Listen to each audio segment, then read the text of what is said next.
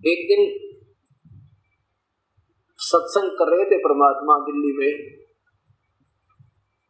सत्संग कर रहे थे तो उन्होंने बताया कि मुसलमान कहते हैं कि हम एक भक्त नाम लेने आता है, उपदेश लेना चाहता है, सबकी बात सुनकर उसने कहा, मुसलमान ने कहा कबीर साहब से कि परवरदिगार मैं आपकी हर बात से सहमत हूँ, लेकिन मैं जो पूजा कर रहा हूँ हम परंपरा हमारी हजारों वर्षों से करते आ रहे हैं, और हमारे जो नबी हमारे हजरत मोहम्मद जी ने जो हमें मार्ग बताया वो बिल्कुल सर्वश्रेष्ठ है, और उन्होंने जो हमें मार्गदर्शन किया भक्ति का, उससे बढ़कर हम पृथ्वी पर नहीं मानते। और उधर से आपकी लीलाओं को देखते हैं, आपके वचनों को सुनते हैं तो आत्मा मान भी रही है कि आप में भी शक्ति कोई कम नहीं है। कबीर साहब कहने लगा, देखो बच्चों बात सुनो, हजरत मोहम्मद जी वह हिंदू और मुसलमान दोनों बैठे थे। हजरत मोहम्मद कौन थे आपको मालूम है कि वो अल्लाह के रसूल थे। कौन से अल्लाह के रसूल थे? कौन से भगवान के रसूल असल रसूल थे? वो तो अव्यक्त परमात्मा के रसूल थे, नबी बनकर आए थे। कबीर साहब बोले ये अव्यक्त काल है, ये ज्योति निरंजन है, ये सब जीवों को धोखा दिए हुए है। ये महिमा तो गाता परम पिता की, उन सुनाता है कि कोई और भगवान है, लेकिन पूजा वो सारी गलत करवाता है। आप देखो हजरत मोहम्मद जी का जीवन चरित्र देखो एक बार उठा के। हजरत मोहम्मद जी का जीवन चरित्र पढ़ा है आपने मुसलमान? हाँ जी, बहुत पढ़ा है। क्या जाना आपने उसको? कि हमने जाना कि उन जैसा कोई महापुरुष पृथ्वी पर नहीं है। बिल्कुल ठीक है, वो बहुत नेक आत्मा थी, कबीर साहब बोले। और शिव के लोक से एक गण आए थे, एक बहुत अच्छे महापुरुष थे, पिछले ऋषि थे। ये अपने शिवलोक में कुछ पुण्य कर्म समाप्त करके बाद में कुछ इनके अंदर और भी कसक प्रभु की और संस्कार होते हैं, वो इस भूतल पर आए थे और उधर से इसका नाजायज फायदा काल में उठाया। कैसे उठाया? कि एक जबरील नाम के देवता से, फरिश्ता से इनको जबरदस्ती अपना काल तक की पूजा का मार्ग प्रदर्शन कर दिया। और उस प्यारी आत्मा हजरत मोहम्मद के जीवन को एक बार पढ़कर देखो प्यारी आत्मा, तुम्हारा कालजा हिल जाएगा। जब वो ऐसे खुद रसूल बनकर आए इस काल के ज्योति निरंजन अव्यक्त के, और उनके जीवन में इतने कैर टूटे जिसकी गणना नहीं हो सकती। तीनों पुत्र उनके सामने मर गए। पहले तो हजरत मोहम्मद जी माँ के पेट में थे, पिता की मृत्यु होगी, और 6 वर्ष के हुए तो माँ की मृत्यु होगी, 8 वर्ष के हुए तो जो दादा बचा था वो भी मृत्यु होगी। अब वो अकेला बालक घूम रहा है। 25 वर्ष की उम्र हो जाती है तब एक विधवा से शादी हुई, उसका नाम खदीजा था। वो बहुत उच्च घर की घराने की औरत थी, और उससे पहले उसके 3 ब्याह हो चुके थे, 2 निकाह हो चुके थे। एक का तो बात चली थी, निकाह भी नहीं हुआ था, मृत्यु होगी। और फिर दूसरे से निकाह हो गया था, ब्याह हो गया था, उनसे एक लड़की थी, उसके बाद उसकी मृत्यु होगी। दूसरे से फिर शादी की, उसके 2 बच्चे थे, उसके बाद फिर मृत्यु होगी उनके पति की। और खदीजा फिर 40 वर्ष की हो चुकी थी उस समय, हजरत मोहम्मद की आयु केवल 25 वर्ष थी। उसमें उस खदीजा से हजरत मोहम्मद जी का निकाह हुआ, विवाह हुआ, 7 संतान हुई, 4 लड़के और 3 लड़के। परमात्मा बता रहे हैं बिना देखे, और मुसलमान लोग सुन रहे हैं क्योंकि वो रोज पढ़ते थे। सचमुच जो की तो बात है। 4 लड़कियां और 3 लड़के थे उस पुण्यात्मा के, और वो भक्ति करता था, जा जाकर गुफा में बैठ बैठ कर, जैसा उस जबरील ने आकर बताया था, जैसे वो पूजाएं करनी बताई थी, ऐसे पूजाएं भी कर रहे थे। वो कुरान शरीफ की आयतें भी उसके ऊपर उतर रही थी। और उसके बाद फिर क्या हाल होता है उनका? तीनों के तीनों लड़के उस प्यारी आत्मा की आंखों के सामने, वो आंखों के तारे और ओझल हो गए, मर गए, मृत्यु को प्राप्त हुए। अब जिस परिवार में 3 लड़के और तीनों मर जाए, वो परिवार सुखी हो सके? क्या वो बाप सुखी हो सकता है?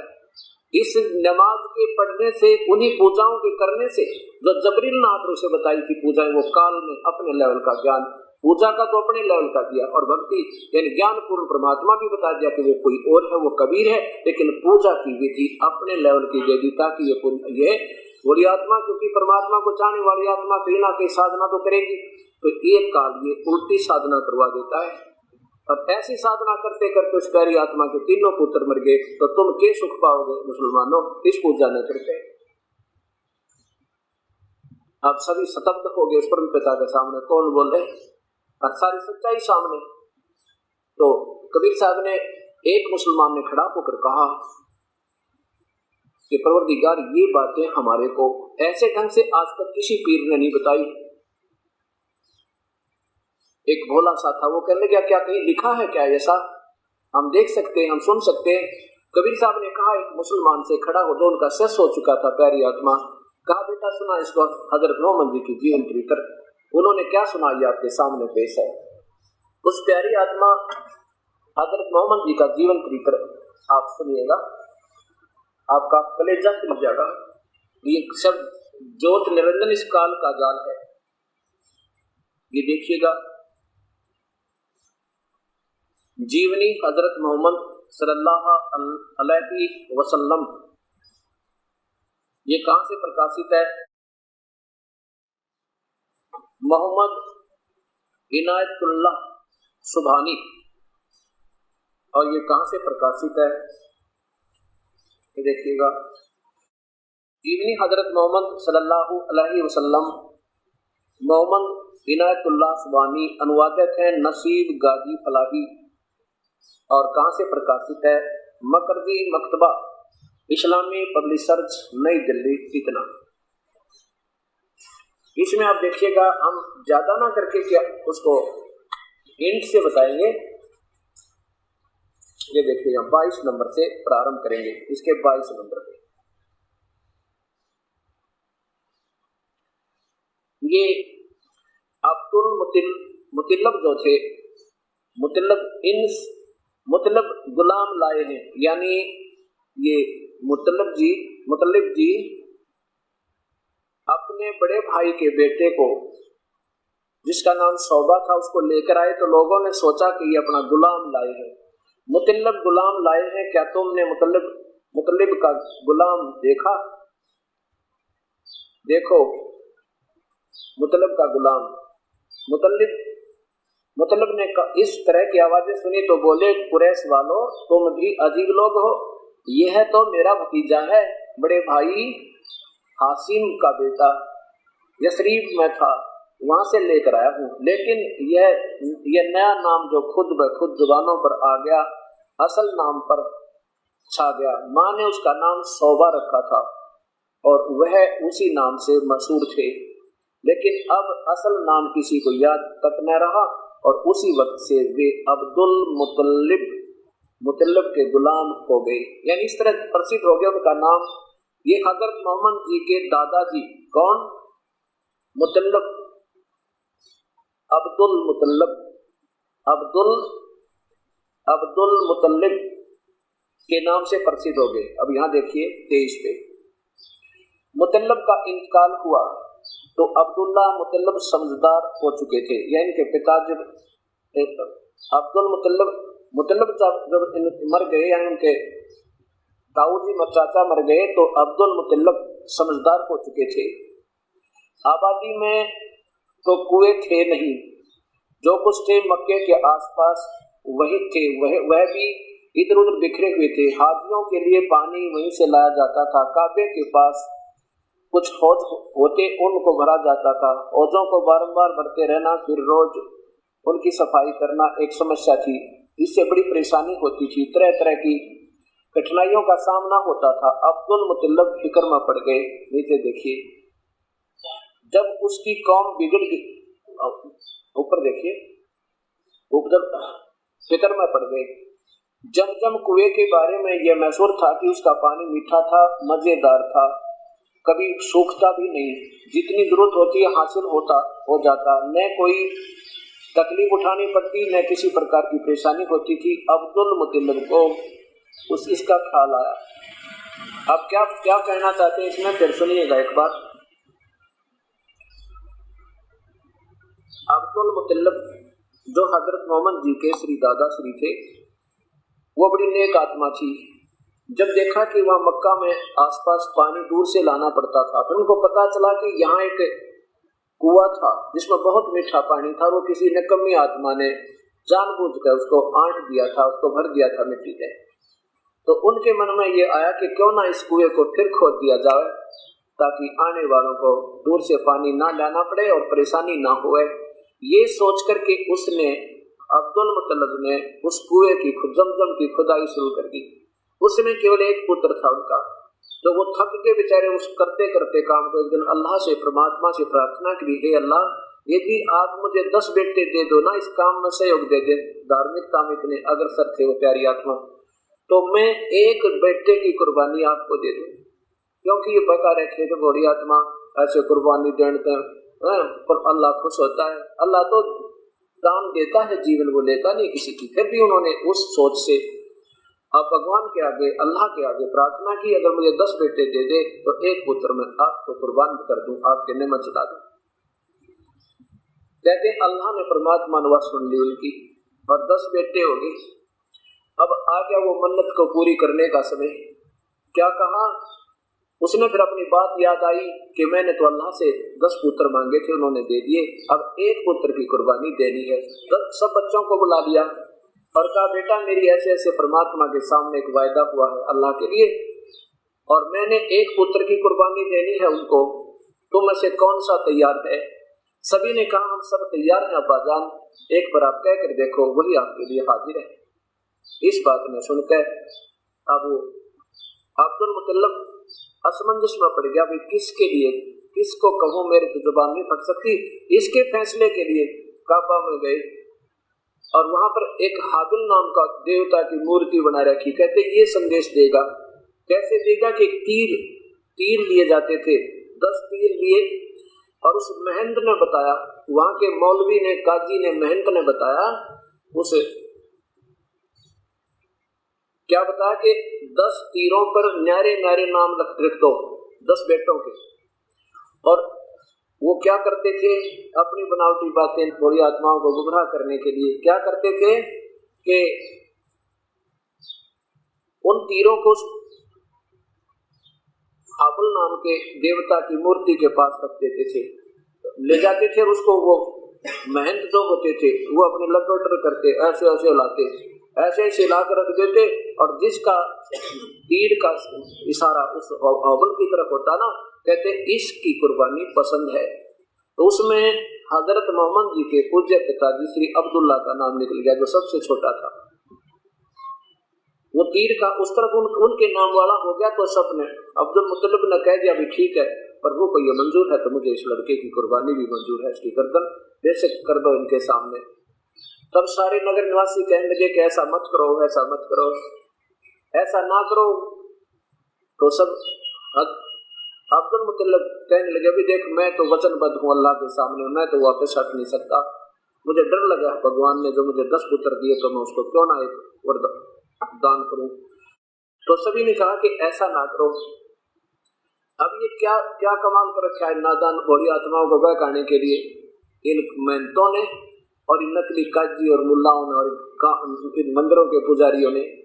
एक उसमें ये भूत पितर बड़े रहते हैं, उस मेहनत में एक पितर अंदर बोला कोई फरिश्ता, और ऐसे ऐसे करके कहता है एक बात हो सकती है, क्या हो सकती है कि इनके प्राण के तुल्य कोई कीमत दान कर दी जावे। अब उन्हें सोची, उसमें भूत बोल रहा था, और उन प्यारी आत्मा ने सोचा भी ये था कोई अल्लाह की आवाज आएगी इसके अंदर पे। तो सब असमंजस में पड़ गए भी इसका फैसला कैसे करें। अब कितने प्राण, कहते ऊंट भी चलेंगे, वो अंदर बोला वो फरिश्ता भूत है, कहता ऊंट भी चलेंगे। जैसे ये हिंदुओं में देखे क्या कहते हैं, मैं बहरो बोल रहा हूँ, बहरो और नो कुदरना तो अल्लाह ना कर ले। कैसे खुश हो गए आप भैरव जी। कहता है एक शराब की बोतल और एक बकरे का मांस तो मैं प्रसन्न हूँ। अब डरते बेचारे वो करना पड़े। ऐसे ही मुसलमान धर्म में बिजली गिर गई, उन प्यारी आत्माओं को उसमें वो प्रेत आत्मा का कहता मैं अल्लाह बोल रहा हूँ। हाँ एक काम हो सकता है, अगर इसके जीवन की खातर, इनके जीवन की रक्षा के लिए कुछ अन्य पशु भेंट कर दो। तो सब बोले भाई ठीक है, भगवान ऐसा कहता तो ऐसे कर लेते हैं। तो कहने लगे इसका फैसला एक औरत करती है, ज्योतिष जानती है, वहां ले गए। उससे कहा कि ऐसे ऐसे इसने अपना एक मन्नत मान रखी है अब्दुल मुत्तलिब ने, और ये इसके एक लड़के का, इस अब्दुल्ला का नाम निकला है। हम चाहते हैं, और भगवान ने आदेश दे दिया अल्लाह ने कि इसके बदले में कोई अन्य ऊँटों का ऊँट जीवन दान दे दो। हम चाहते हैं कि अल्लाह प्रसन्न रहे और हमें तरीका बता दो। तो उसने क्या बताया कि एक काम करो, 10 पर्चियां लिखो, 10 तो ऊँट और 11वीं अब्दुल्ला लिख दो, और फिर डालो। फिर पर्ची उठाओ, एक पर्ची उठाओ। अगर अब्दुल्ला का ही नाम निकलता है तो 10 और ऊँट लिख दो 10 पर्चियों पे, यानी 10-10 बढ़ाते जाओ जब तक अब्दुल्ला का, तो मतलब ऊँटों की पर्ची ना निकले। अब क्या हुआ, उन्होंने ऐसे शुरू कर दिया, 100 तक पहुंच गई गणना, 100 ऊँटों की कुर्बानी तक पहुंच गई। लेकिन 100 ऊँटों की जब पहुंची ना, तब तक तो अब्दुल्ला का नाम निकलता रहा। और फिर जब 100 ऊँट पूरे हो गए तो कहते हैं अब्दुल्ला का नाम निकला ना, वो ऊँटों की पर्ची निकलाई। तो तब कहा कि अब ये 100 ऊँट की कुर्बानी इस अब्दुल्ला के जीवन रक्षा के लिए देनी पड़ेगी, ये अल्लाह का आदेश है। आप पर तुक्के लगाए, आप अल्लाह का आदेश मान लिया। तो अब्दुल मुत्तलिब तो वचनबद्ध थे प्यारी आत्मा के भगवान नाराज ना हो जाए। तो फिर भी उन्होंने कहा अब्दुल मुत्तलिब ने कि मेरा विश्वास करने का कि मेरे से प्रभु प्रसन्न हो गए, 2 बार और निकालो। 2 बार और डाली, 2 बार भी ऊँट की जब पर्ची आ गई, तब अब्दुल्ला जी ने कहा भी ठीक है। अब्दुल मुत्तलिब ने कहा कि ठीक है, 100 ऊँट मंगवा दिए, अब संभालो अपने। उस औरत के साथ एक उसका दल्ला रहता था, उसके अंदर वो प्रेत आत्मा का कहता है इनकी कुर्बानी की जावे। अब 100 ऊँटों की गर्दन कटवा दी उन पाप आत्माओं ने। उस नकम्मी औरत ने वो एक दल्ला पाड़ रखा था और उन भोली आत्माओं को डरा दिया, धमका दिया, और उनके जान में जान आई। चलो हमारे बच्चे की जान बच गई, कोई बात नहीं, 100 ऊँट तक क्या बड़ी बात है, और कमाएंगे अपना फिर ले लेंगे। लेकिन उन्होंने मांस भी नहीं खाया उन प्यारी आत्मा अब्दुल मुत्तलिब ने, और किसी ने भी मांस तक नहीं खाया। उनको कहा तुम मरो कुएं में पड़ गए, तुम खाओ इस मांस में। ऐसे वो प्यारी आत्मा अब्दुल्ला का जीवन बचा करके आ गई। अब देखिएगा, अब पढ़िएगा, आपको आसानी से समझ में आएगा। ये पवित्र वही जीवन चरित्र जीवनी हजरत मोहम्मद सल्लल्लाहु अलैहि वसल्लम।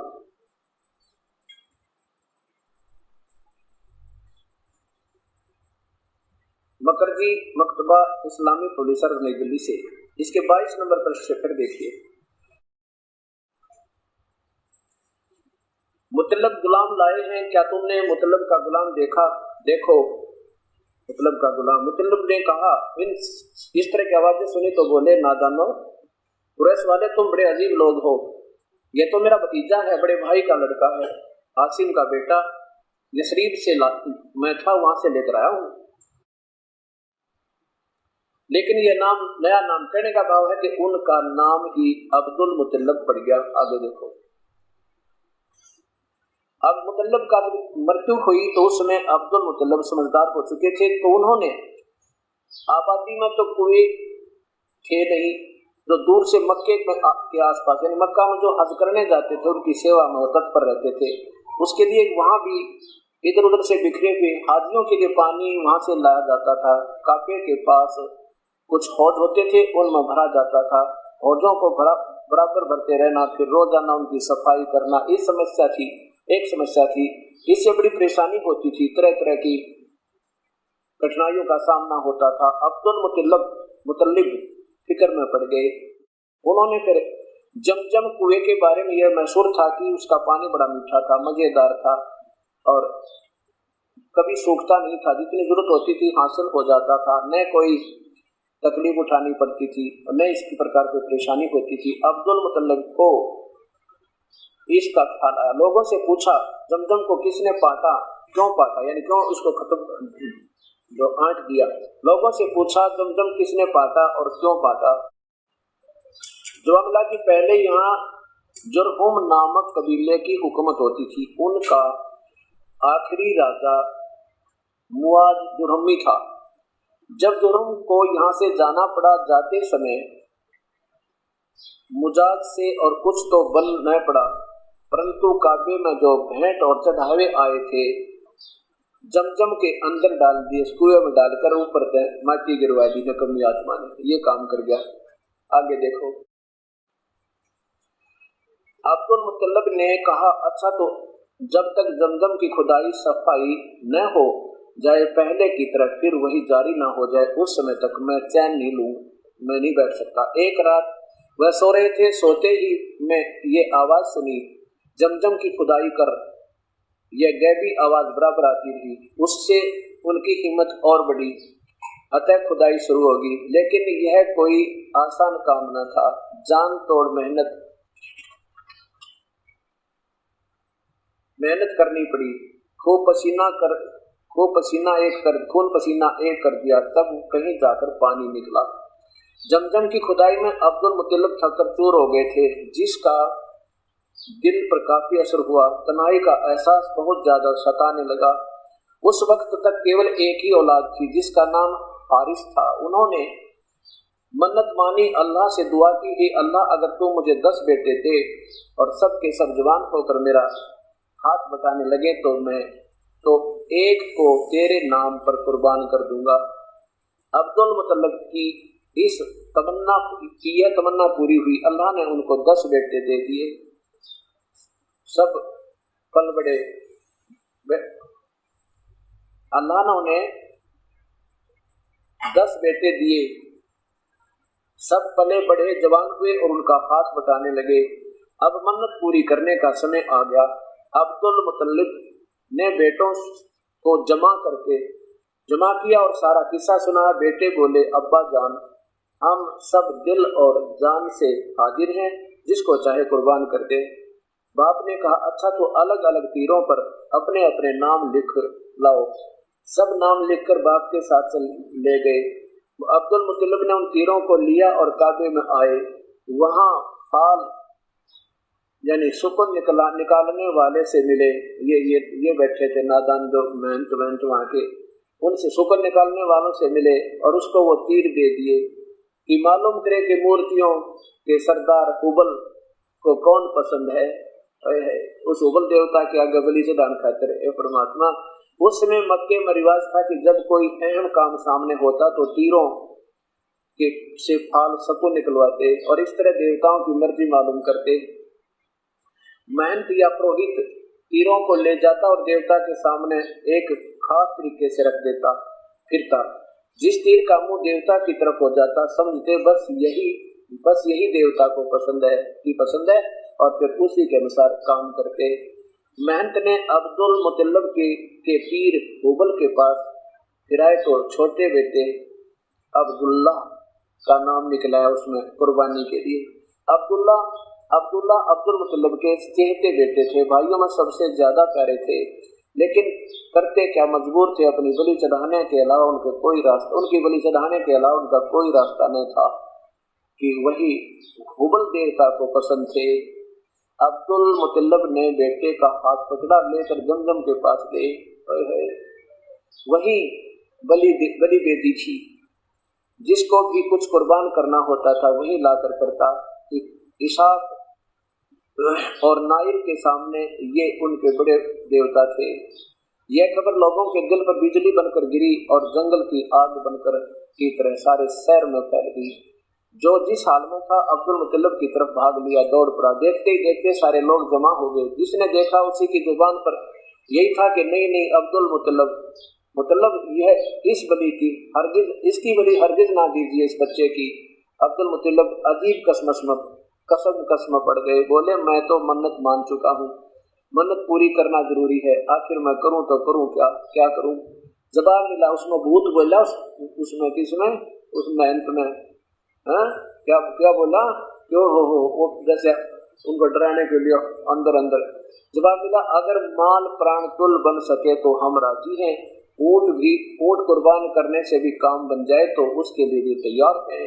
और तरह गजब भैया कहते हैं, ऊंट दे दो तो कोई बात नहीं, दे दो वापस, वो अल्लाह ऊंट खाएगा।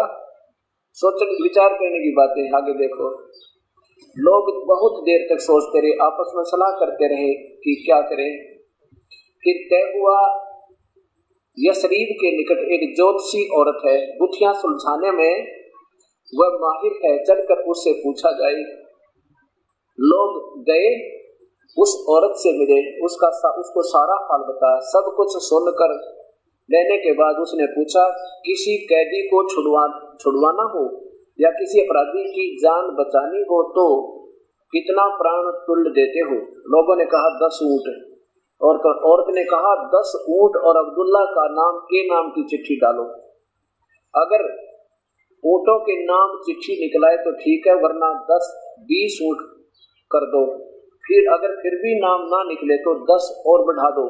इस तरह 10-10 बढ़ाते जाओ, यहाँ तक कि तुम्हारा रब मान जाए। रब का नाम ले, ये जीव चटोरे नीच आत्मा बड़ो बेकारी बोली आत्माओं को कह दिया रब मान जाए। लोगों ने ऐसा ही किया, 10 ऊंट और अब्दुल्ला के नाम की चिट्ठी डाली तो अब्दुल्ला का नाम निकला। 10 बढ़ा दिए, फिर अब्दुल्ला का नाम निकला। कहने का भाव ये है कि हे खुदा, प्राण मूल्य कबूल कर ले, हे रब अब्दुल्ला की जान बचा लो। जब बढ़ते बढ़ते 100 ऊंट हो गए तो चिट्ठी ऊंटों के नाम निकलाई। अब क्या था, लोग खुशी से उछल उठे। अब्दुल मुतल्लिब को हर तरह से मुबारकबाद दी जाने लगी। मुबारक हो अब्दुल मुतल्लिब, अल्लाह ने बेटे का फदिया प्राण तुल्य कबूल कर लिया। बता, ये तबके ला रखे इन बड़ी आत्माओं को बकाने के लिए अनजान गुरुओं ने। लेकिन अब्दुल मुतल्लिब को अभी इत्मीनान ना हुआ, 2 बार और चिट्ठी डाली, डलवाई की कोई शक ना रह जाए, खुदा की मर्जी क्या है साफ मालूम हो जाए। जब पूरी तरह इत्मीनान हो गया तो ऊंटों की कुर्बानी की गई। ये वो कटवा दिए उस नकम्मी आत्मा, उस पीर ने तरह जगह गई। और वही छोड़कर वो उन्होंने मांस भी नहीं खाया है, वही छोड़ दिए और छोड़ दिए गए कि जो चाहे इसका फायदा उठावे। उस प्यारी आत्माओं ने उनको छुआ भी नहीं। आगे देखो नीचे, बाप ने बेटे की ओर से, अब अब्दुल्ला की शादी होती है हजरत मोहम्मद के पूज्य पिता की। बाप ने बेटे की ओर से शादी का पैगाम दिया। आमना के घर वालों ने से अपने सौभाग्य की बात समझी, खुशी खुशी तैयार हो गए, चटपट शादी हो गई। रिवाज था कि दुल्हा शादी के बाद 3 दिन ससुराल में रहेगा। अब्दुल्ला भी 3 दिन ससुराल में रहे, फिर घर चले आए, साथ में दुल्हन भी आई। उसमें अब्दुल्ला की उम्र 17 साल थी। शादी के भी कुछ ही दिन हुए थे। व्यापारियों के एक काफिला शाम जा रहा था, उसके साथ अब्दुल्ला भी हो लिए। वापसी में मदीने से गुजरे। यहाँ उनके बाप का ननिहाल था। थके तो थे ही, दम लेने के लिए ठहर गए और इत्तेफाक से बीमार पड़ गए। और फिर क्या हो गया, साथियों ने वही छोड़ दिया। नीचे देखो, उस प्यारी आत्मा की मृत्यु होगी। अब्दुल्ला के इंतकाल की दुखद खबर आ रही थी। आज पीछे रखा गया, आज वहां से अब्दुल्ला के इंतकाल की दुखद खबर आ रही है। खबर बड़ी दर्दनाक थी। नौजवान की मौत, और वह भी अब्दुल्ला जैसे नौजवान की, जिसने पूछा सुना तड़प उठा। अब देखना भक्त आत्माओं, अब विचार करना इन बातों के ऊपर। ये दोष न हिंदू का, न मुसलमान का, न ईसाई का, न सिख का, ये दोष इन महापुरुषों का है जो इन बड़ी आत्माओं को अपने स्वार्थ से, अपने बकवादों पर इनसे जुल्म करवाते हैं। अब देखिएगा, उस नादान औरत ने पहले तो उस पाखंडी महंत ने कहा कि अब्दुल्ला जी का तीर उसकी तरफ हो गया। मुंह तो नहीं था, 10 तीरों में एक का तो मुख होगा मूर्ति की तरफ। और फिर जब देखा ना अब बात बिगड़ती जा रही है, कहीं लोग इनको बहका ना ले और एक भी ना चढ़ावा चढ़े तुम्हारे, कहने लगा ऐसे करो कुछ ऊँट भी चलेंगे, आदमी नहीं तो ऊँट चलेगा। अब वो बेचारे ऊँटों में प्रसन्न हो गए। और फिर उस पाखंडी औरत के पास पहुंचे तो क्या घोड़ी आत्मा है, उसने फिर अपना वो गल्ला रखा हुआ था साथ में, उसमें कोई एक व्यक्ति में ऐसे बोला, कहने लगा ऐसे कर दो और इसको 100 ईंटों की कुर्बानी कर दो। अब उन्होंने वो 100 ईंटों की हत्या करवा दी। अब देखो, परमात्मा राजी ही नाराज हो गया उनसे। जिस बेटे को बचाना चाहते थे, अल्लाह ने फिर उसको खत्म कर दिया, क्योंकि उस महंत ने अर्थात उस गुरुदेव ने उन प्यारी आत्माओं से अंधत करवा दिया और उसका प्रतिफल उन्हें भोगना पड़ा। वही प्यारा बच्चा तेरे हाथों से निकल गया। तो कबीर परमात्मा यही बताते जा रहे हैं कि तुम पढ़ लो प्यारी आत्माओं, ये लिखा क्या है, तुम कर क्या रहे हो। उसके बाद क्या होता है, अब्दुल्ला जी की शादी होती है। आदरणीय श्री हजरत मोहम्मद जी की पूज्य माता जी का नाम आमिना था। और जब ये हजरत मोहम्मद जी माँ के पेट में थे, उनके पूज्य पिता की मृत्यु होगी। और जब 6 वर्ष के थे तब माँ की मृत्यु होगी। अब आपके सामने देखिए परमात्मा, ऐसे जुल्म करने से कोई सुखी हो सके? कभी नहीं हो सकते। दुख होगा, सुख नहीं हो सकता। यही कभी परमात्मा बताना चाहते हैं कि नादान गुरु लोग तुम्हें गुमराह करते हैं और हम डरते हैं इनके पीछे लग के। अब क्या करें? वही हजरत जिमनी हजरत मोहम्मद, अब आप यहाँ पढ़ चुके हो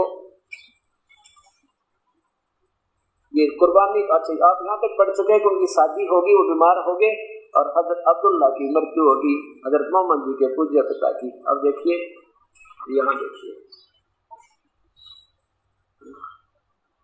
अब्दुल्ला का इंतकाल हुआ तो आमिना गर्भवती थी।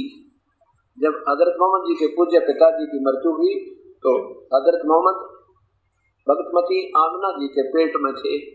और फिर देखो, सोमवार का दिन था, रबीउल अव्वल की 12 तारीख थी कि आमिना के यहाँ एक बच्चे का जन्म हुआ। उसका नाम क्या रखा? बच्चे का नाम अब्दुल्ला सल्लल्लाहु रखा। अब देखो ऊपर करो, अब देखिएगा,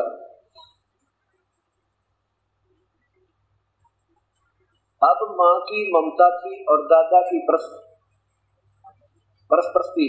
दोनों मोहम्मद सल्लल्लाहु से बहुत प्यार करते थे, हमेशा उनकी निगाहों के सामने रखते थे। दादा और माँ ने पाला, हर तरह से उनका ख्याल रखते थे। वे 6 साल के हो गए तो माँ का जी चाहा कि चलकर सोहर की अपने पति की कब्र देखें।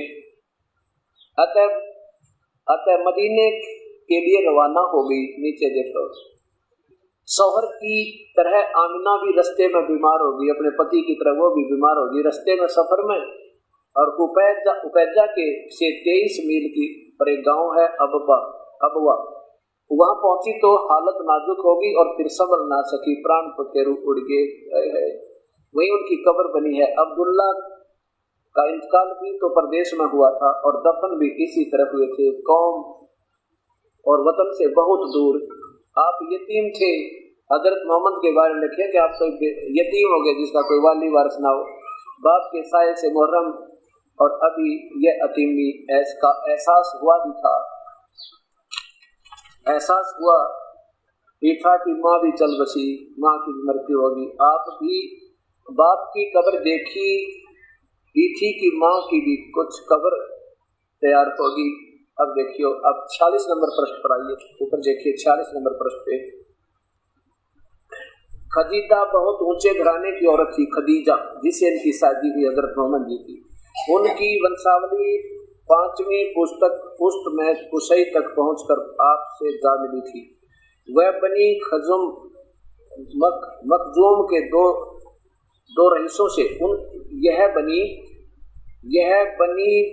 मखजूम के 2 रईसों से आगे पीछे ब्याही थी, यानी पहले एक से ब्याही, वो मर गया, फिर दूसरे से ब्याही, फिर मृत्यु होगी। वे दोनों बहुत काफी दौलत छोड़कर दुनिया से विदा हो गए थे। आगे देखो क्या उनके। यह मेरे भाई अब्दुल्ला का बेटा मोहम्मद है। वह खुवैलिद की बेटी खदीजा से निकाह करना चाहता है। इस तरह यह मुबारक काम पूरा हुआ। कुरैश की सबसे इज्जत वाली औरत, सबकी सबसे बाई इज्जत औरत कुरैश के अमीन के घर आ गई। उस समय आपकी उम्र 25 साल 2 महीने 10 दिन थी। हजरत मोहम्मद की 25 साल 2 महीने 10 दिन उम्र थी और बीबी खदीजा, उस विधवा की खदीजा की 40 साल की उम्र थी। आप 52 पर देखो।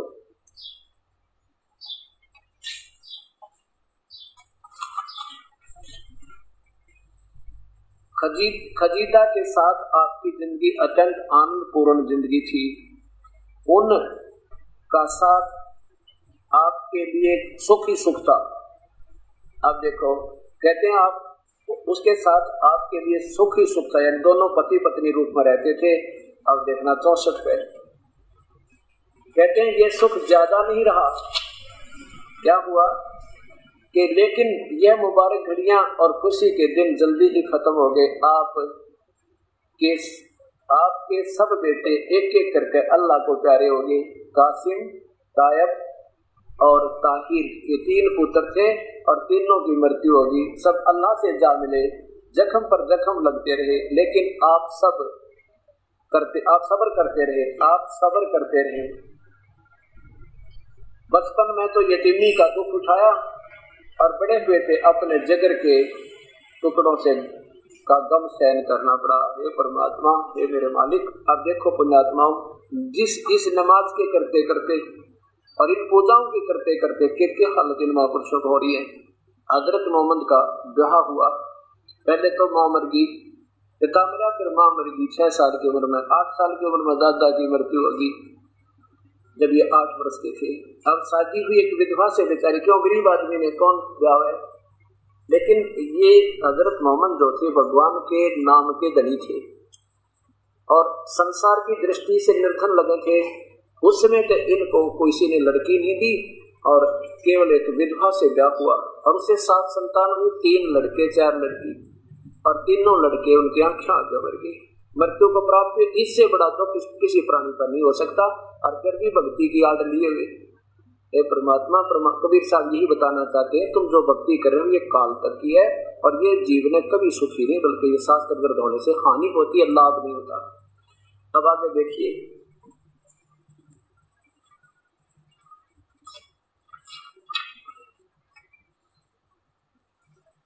अब क्या बताना चाहते हैं कि फिर हजरत मोहम्मद को जो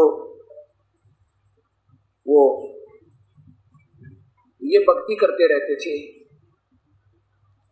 और दिन में बच्चों के पास रहते थे और रात को गुफाओं में चले जाते थे, फिर बच्चों के पास आ जाते थे। और उसके बाद भी उनकी यह दुर्गति हुई। क्या हुई कि कैसे कि एक जबरीन एक दिन ये गुफा में बैठे अपनी साधना कर रहे थे, जैसे क्योंकि पिछली तरफ थी अच्छी आत्मा थी, पिछले जन्म के ऋषि थे, वो भक्ति इनके अंदर कसक थी और वो अंदर भक्ति के एकांत स्थान में बैठ कर ईश्वर आराधना करते थे। वहां एक जबरीन नाम का देवता आया और उसको जबरदस्ती पकड़ कर इतना दबोच दिया कि भयभीत हो गया, कांपने लग गया सारा शरीर। फिर छोड़ दिया, कहा पढ़ो। ये कहते मैं पढ़ना नहीं आता मुझे। फिर दबा दिया बुरी तरह, कहता पढ़ो। ये फिर कहते मुझे पढ़ना नहीं आता। वो निकल देवता तो रिश्ता चला गया और ये सारे कांपते हुए अपने घर आ गए।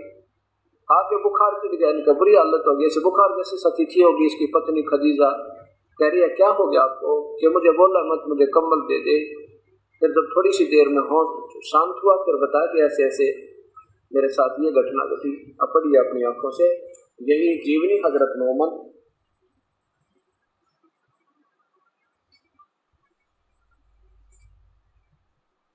सल्लल्लाहु अलैहि, और इनके कौन है नीचे,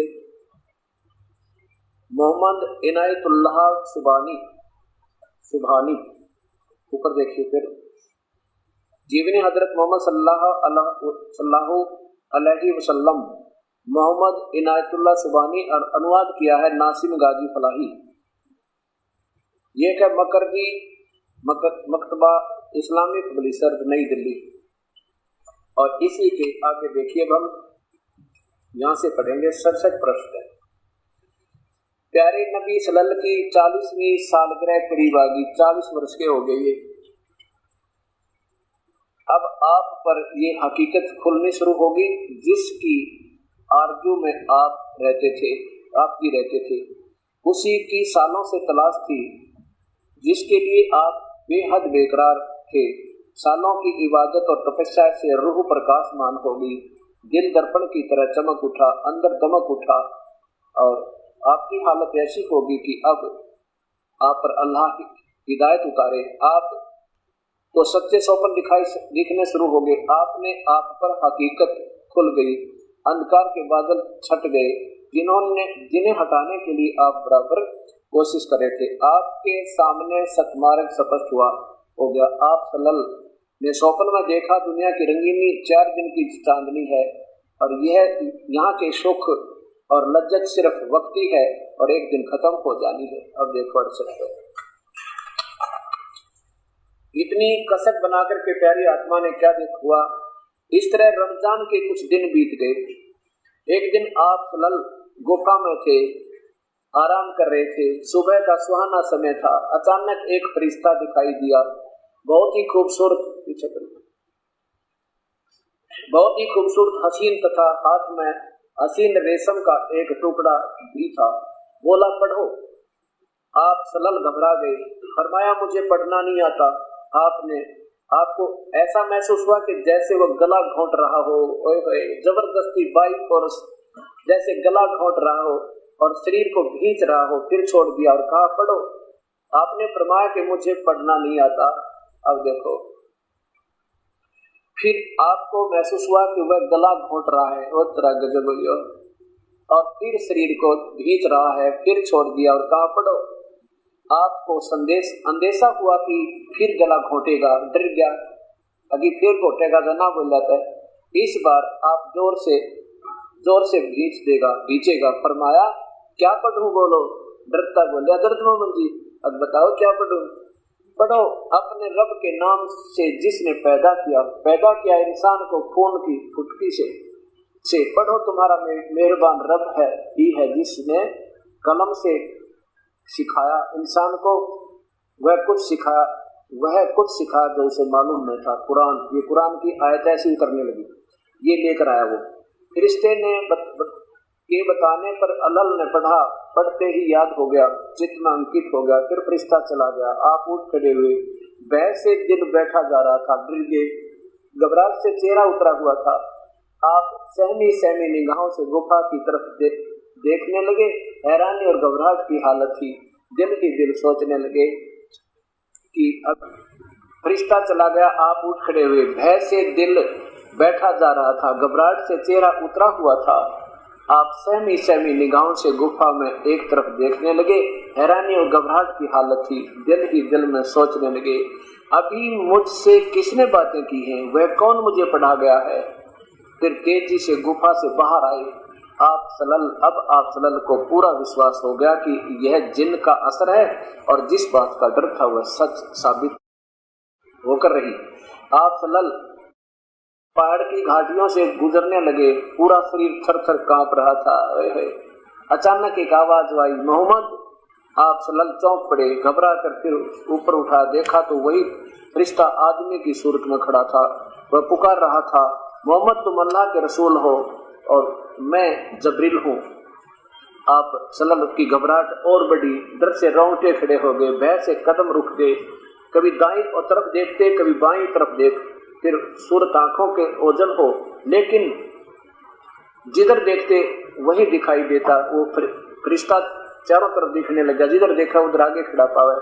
जिधर मुंह करते वहीं पर मौजूद होता। आगे बढ़े या पीछे हटे, नजर नीचे करें या ऊपर उठाएं, हर तरफ इतना डरा देता आदमी का कलेजा पाट गया। बताए परमात्मा, हर तरफ हर जगह फरिश्ता दिखाई देता। बहुत देर होगी। आप इसी प्रकार थर-थर कांपते रहे। इतना डरा दिया है परमात्मा, मर गया आदमी कलेजा पाट के। न जाने मन में क्या विचार आते रहे। उधर बीबी खदीजा ने गुफा में आप सल्लल्लाहु के पास आदमी भेजा। आप वहां ना मिले। रिश्तेदारों के यहाँ दिखवाया, वहां भी ना थे। वहां दौड़ा, लेकिन न मिलना था, न मिले। रिश्ता चला गया। आप खदीजा के पास आए। भय से कांपते हुए, पसीने में डूबे हुए आते ही फरमाया, मुझे कुछ उठा दो। तुरंत बीबी खदीजा ने चादर उड़ा दी। आप सल्लल्लाहु की यह हालत देखकर वो बहुत घबरा गई। अब देखो पुण्यात्माओं, अब हमें पुनः देखना होगा, इस पर फिर विचार करना होगा कि ऐसी प्यारी आत्मा के साथ ऐसा बदसलूक करके इन फरिश्तों ने और ये कहानी सुनाई और ये भक्ति थी जो काल तक थी, जिसके कारण सारा जीवन हजरत मोहम्मद का कभी महापीड़ा में बीता। एक पद भी इनका चैन नहीं रहा। तो उस पूजा से बताओ आम भक्त आत्मा क्या लाभ उठा सकेगा? ये हालत है, डरा धमका के ये काल के फरिश्ते अपनी तो पूजा बताते रहे और महिमा गाते हैं पूर्ण परमात्मा की, क्योंकि इनको डर है। अगर तुम उस परमात्मा के बारे में झूठ बोलोगे तो इनके ऊपर बड़ी सजा दी जाती है। और ये काल के भेजे जाते हैं। ये काल ब्रह्म ज्योत निरंजन अव्यक्त रहता है, सामने नहीं आता, पर है ये आकार में। ऐसे गुप्त संकेत देकर, गुप्त आदेश देकर, गुप्त अपने देवता भेजकर या स्वयं प्रवेश करके ये सब ज्ञान तो ठीक देता है, लेकिन पूजा की विधि ये गलत करवाता है। जैसे श्री कृष्ण में प्रवेश करके वो काल ने अर्जुन को गीता का ज्ञान तो सही दे दिया और पूजा सारी सबसे गलत करवा रहा है, वो शास्त्र के विरुद्ध करवा रहा है। अब देखिए फिर, अब आप यहाँ आगे पढ़ते पढ़ते इस पवित्र पुस्तक को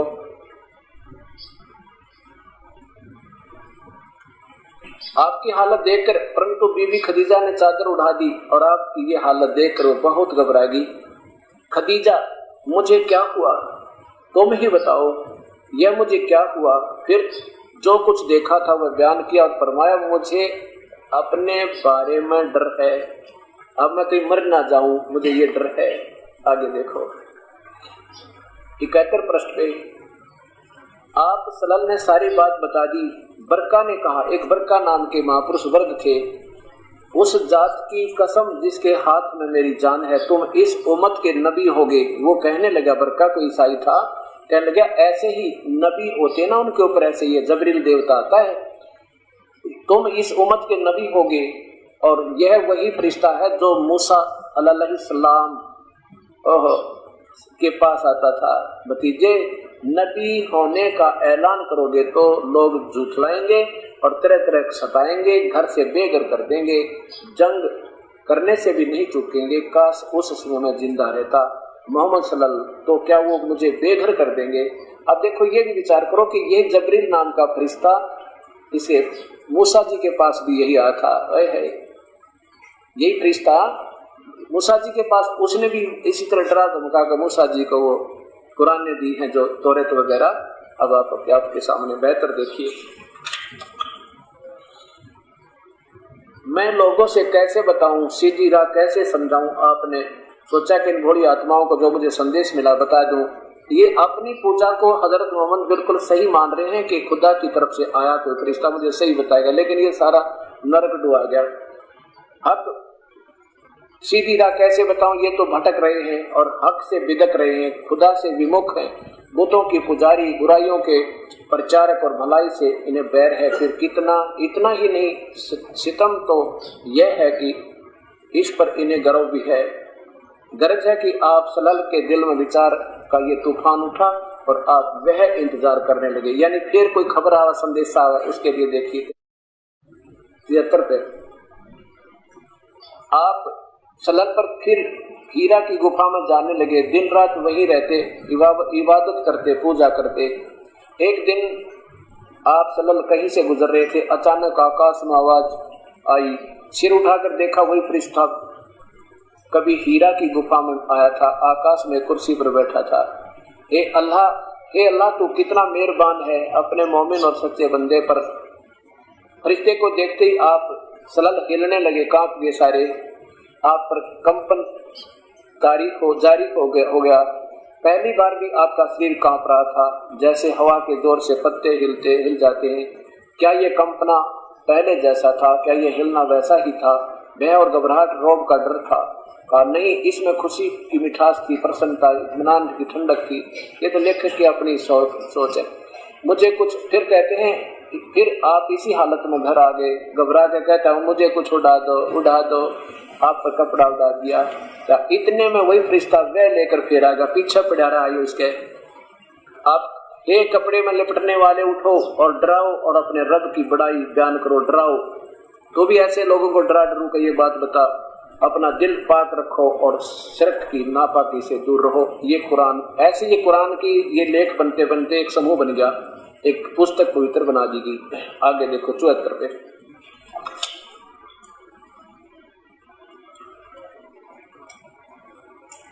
इसके बाद कई बार वह आई, हजरत जबरील आते रहे और रब का पैगाम सुनाते, ये काल का पैगाम सुनाते रहे, ब्रह्म का, ज्योत निरंजन व्यक्त का। वह बार बार आने लगी आपके पास। हजरत जबरील आते आपको अल्लाह की आयतें सुनाते बताते और क्या करो किस तरह करें, ये काल की पूजा की विधि ये जबरील बता गया। हजरत जबरील ने बताया कि किस तरह वजू करें, किस प्रकार नमाज पढ़ें। एक दिन आप मक्के के उत्तरी इलाके में थे, हजरत जबरील ने आपको के सामने वजू किया, बता कि जब नमाज पढ़ना हो तो इस तरह पाक साफ हो। फिर आपने भी उसी तरह वजू किया। फिर हजरत जबरील खड़े हुए, आपको नमाज पढ़ कर दिखाई, आपने भी उन्हीं तरह नमाज पढ़ी। इसके बाद हजरत जबरील चले गए। अब देखिए प्यारी आत्माओं, अब ये बातें विचार करने की हैं कि हम कहाँ खड़े हैं और क्या कर रहे हैं। ये काल का जाल है, ज्योत निरंजन इस ब्रह्म का अव्यक्त जिसे कहते हैं। अब ये अपने फरिश्ते भेज के इन भोली आत्माओं को डरा धमका के, और कई बार वो काल स्वयं आकर इनके हजरत मोहम्मद के शरीर में प्रेस कर करता बोलता है, फिर उनको लिख लिया जाता था। और जिनको आज इन कुरानों का प्रारूप दे दिया, जो भी उनके मुख से निकली या कोई फरिश्ता लेकर आया, वो सभी की सबकी बना करके ये इस काल के द्वारा दी हुई ये ज्ञान है। जैसे गीता को श्री कृष्ण में प्रवेश करके और उस काल में बोल दी, लेकिन ज्ञान तो सही दिया उस परमेश्वर का, तो बाकी जो अटकड़े लाई वो अपने लेवल की वो अधूरी लगा रखे, जिससे ये दोषी होते जा रहे हैं सारा समाज। अब इसके बाद क्या होता है, इसी जीवनी के 158 पृष्ठ पर आपको दिखाते हैं। अब क्या हुआ, जब एक दिन हजरत मोहम्मद अपनी एक रिश्ते में बहन के पास बैठे थे, उमा हानी कहते हैं उसको, और उसको अपना सारा जिक्र बताया। क्या बताया कि मैं जैसे रात को सोया हुआ भी था, कुछ जाग भी रहा था, इतने में जबरील नाम का देवता आया और मुझे काबा से दूर ले गया, और वहां मेरे अंदर से मेरा सीना चाक किया, मेरी छाती काट दी, और उसमें से गंध निकाल के और उसमें हीरों की यानी शुभ मंगल में मेरे संस्कार कर दिए। ये देखिएगा, सारे काम बाई फोर्स जबरदस्ती इस काल के फरिश्तों ने उस काल आदेश से करवा दिए इस प्यारी आत्माओं को।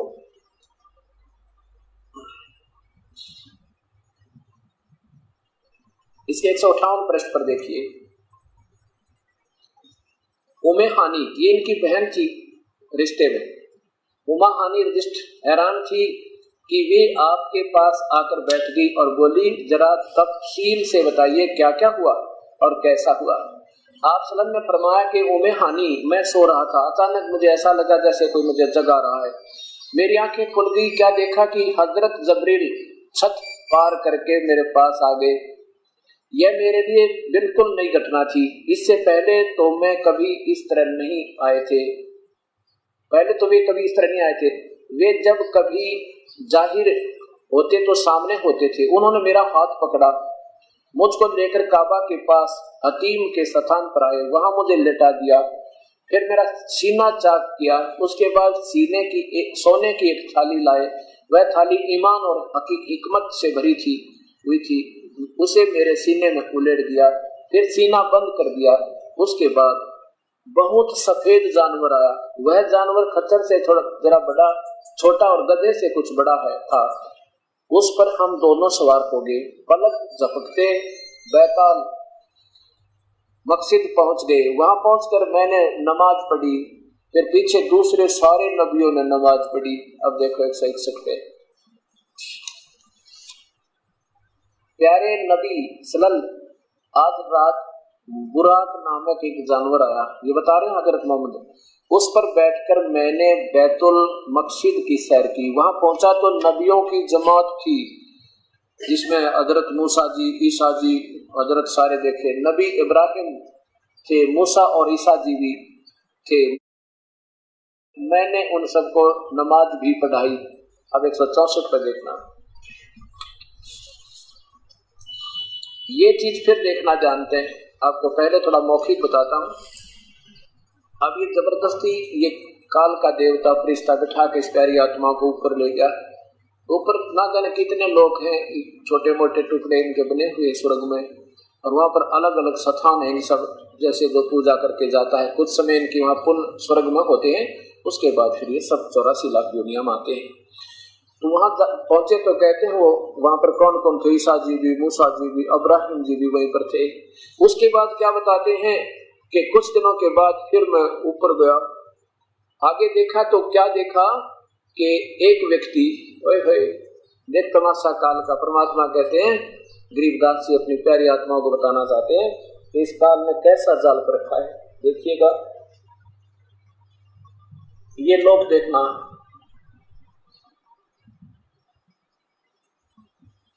ये एक ब्रह्मांड है जिसमें हम रह रहे, ये पृथ्वी लोक है और यहाँ पर ये स्वर्ग है, इसमें साथ ही इधर नरक है, इधर स्वर्ग है इधर नरक है।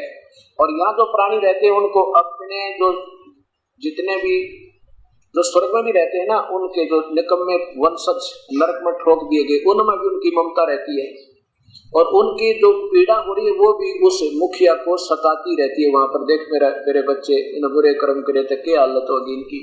तो यहाँ क्या बताते हैं कि वो हजरत आदम, ओए परमात्मा, अब इस बात पर जोर देना थोड़ा सा है। तब मैंने पूछा जबरील से ये कौन है, तो जबरील ने बताया कि ये बाबा आदम है। और तरह गजब ये परमात्मा, इस ये मुखिया के साथ ये हालत है। कहते ये क्यों रो रहा है, क्यों हंस रहा है कि इधर इसके पुत्र नरक में ठोक रखे और उनने जो कुकर्म किए वो अब इनको देख कर ये रो रहा है कि मेरे बेटों ने, मेरे वंशजों ने जो जुल्म किए उनको आज कितनी भयंकर सजा पा रहे हैं। और इधर स्वर्ग में जो अच्छे कर्म करने वाले स्वर्गिष्ठ में हैं उनको देखकर प्रसन्न हो जाता है, कभी रो रहा है कभी हंस रहा है। हे परमात्मा, ये हालत तो इनके बेस्ट पहुंचे हुए उन मुखिया की है जो सर्वोपरि और सर्वश्रेष्ठ माने जाते हैं। आम व्यक्ति की क्या हालत होगी, परमात्मा कबीर साहब ये बताना चाहते हैं। अब देख लो मुसलमान और हिंदुओं, अब क्या हालत होगी आपकी, अब कहाँ खड़े हो।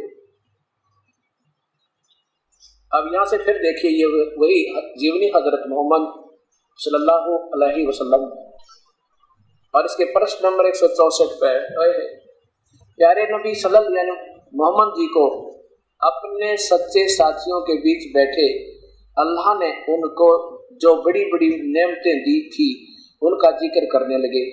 यानी हजरत मोहम्मद नीचे आकर बता रहे हैं अपने साथियों में बैठ कर मेरे साथ ऐसे ऐसे हुआ। बैतुल मकदिस से आकाश पर जाने का हाल भी सुनाया, वहां कुदरत के जो जलवे देखे उनका भी बयान किया, हाल सुनाया।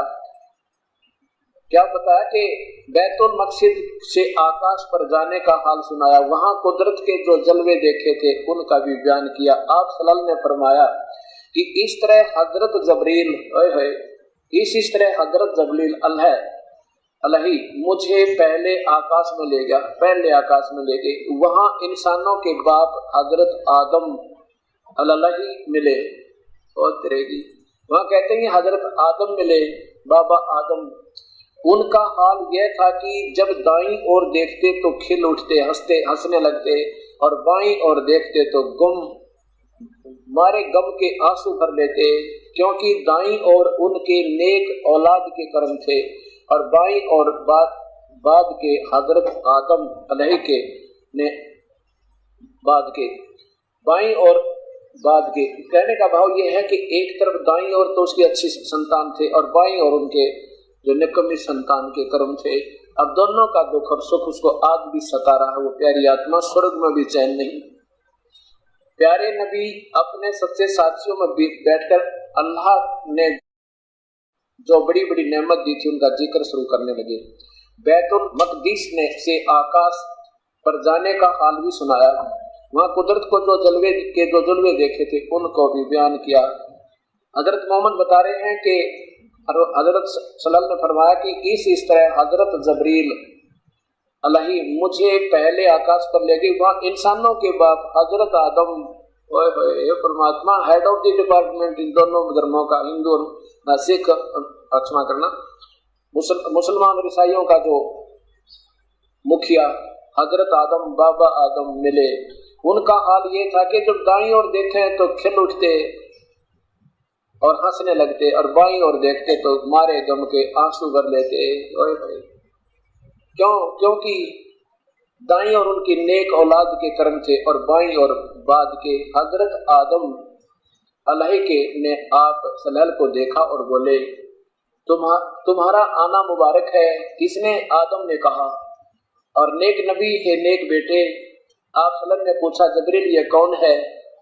जबरील ने उत्तर दिया, ये आदम अलही है, सारे इंसानों का बाप है, सारे इंसानों का बाप। फिर जबरील अलही आपको दूसरा आकाश पर ले गए। वहां पर 30, अब यहाँ से फिर दिखाता हूँ आपको, हजरत आदम को ही देख लो आप, बस उसके बाद फिर सारी कहानी खत्म हो जाएगी। जिसको हजरत आदम को ईसाई और मुसलमान धर्म दोनों पूज्य मानते हैं, और उस महापुरुष की ये दुर्गति और उस बेस्ट के अंदर बताओ आम व्यक्ति कैसे सुखी होगा? क्या बता रहे हैं पवित्र ये नेक आत्मा हजरत मोहम्मद जी? क्या बता रहे हैं कि जब उनको देखा ना बाबा आदम को, दाईं तरफ मुंह कर रोने लग जा और बाईं तरफ करे तो हंसने लग जा। क्यों? इधर थे उसके कुकर्मी पुत्र नरक में दुख पा रहे थे, और इधर उसके संतान जो सुखी थी उनको सुख देख रहा है और दुखियों को दुखी देख रहा है। अब देखो पवित्र बाइबल दिखाता हूँ। बाबा आदम की पत्नी का नाम श्रीमती हव्वा था। इन दोनों के प्रथम संतान 2 पुत्र हुए। बड़े का नाम काइन और छोटे का नाम हाबिल था। हे परमात्मा,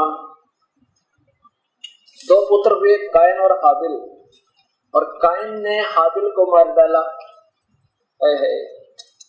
उसी समय कहते काइन ने हाबिल को मार डाला। अब पढ़ कर देखो, ये पवित्र बाइबल है। परमात्मा, ये तो हजरत आदम के सामने ये दुष्कर्म करवा दिए, इस काल में ऐसे जुल्म हो गए। अब देखिए ये पवित्र बाइबल कहां से प्रकाशित है? India Bible literature centre, road, कल्पिक, मद्रास। बाबा आदम का यहाँ देखिए, ये प्रश्न नंबर है इनका 5, उत्पत्ति 3:12/4:17।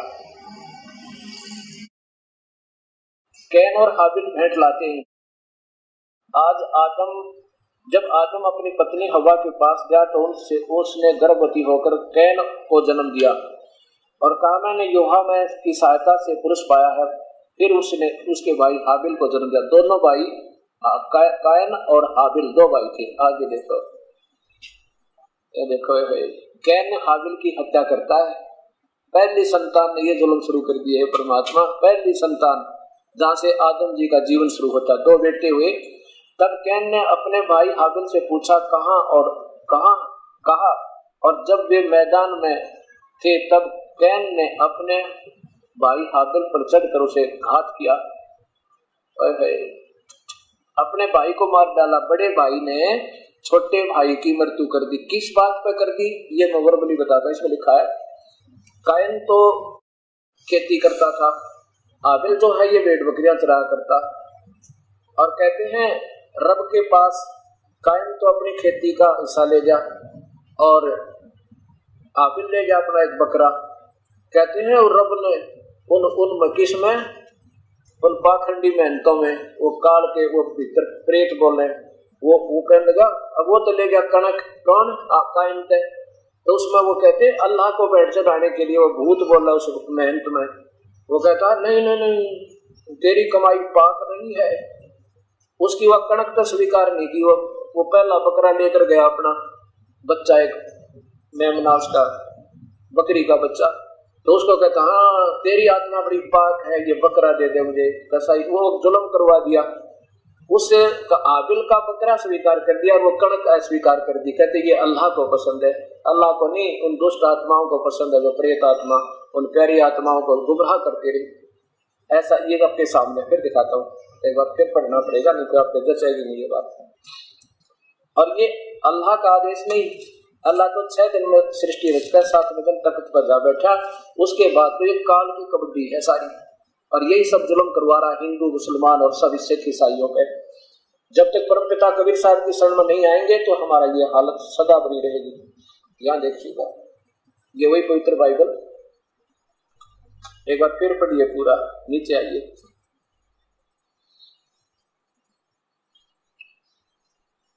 ये तो आपने पढ़ लिया, जब आदम अपनी पत्नी हवा के पास गया तो उनसे गर्भवती होकर कैन को जन्म दिया और कहा मैंने योहास की सहायता से, भगवान की सहायता से पुत्र पाया है। फिर उसके भाई हाबिल को जन्म दिया। हाबिल तो भेड़ बकरियां चराहा बना, परंतु कैन भूमि की खेती करने वाला किसान बना। कुछ दिनों के पश्चात कैन योहा के पास, उस मेहनत में बड़े भूत के पास है, योहा के पास भूमि की उपज से कुछ भेंट ले आया और हाबिल अपनी भेड़ बकरियों के कई एक पहलौठे बच्चे भेंट चढ़ाने के लिए ले आया। उनकी चर्बी भेंट चढ़ाई करेगी।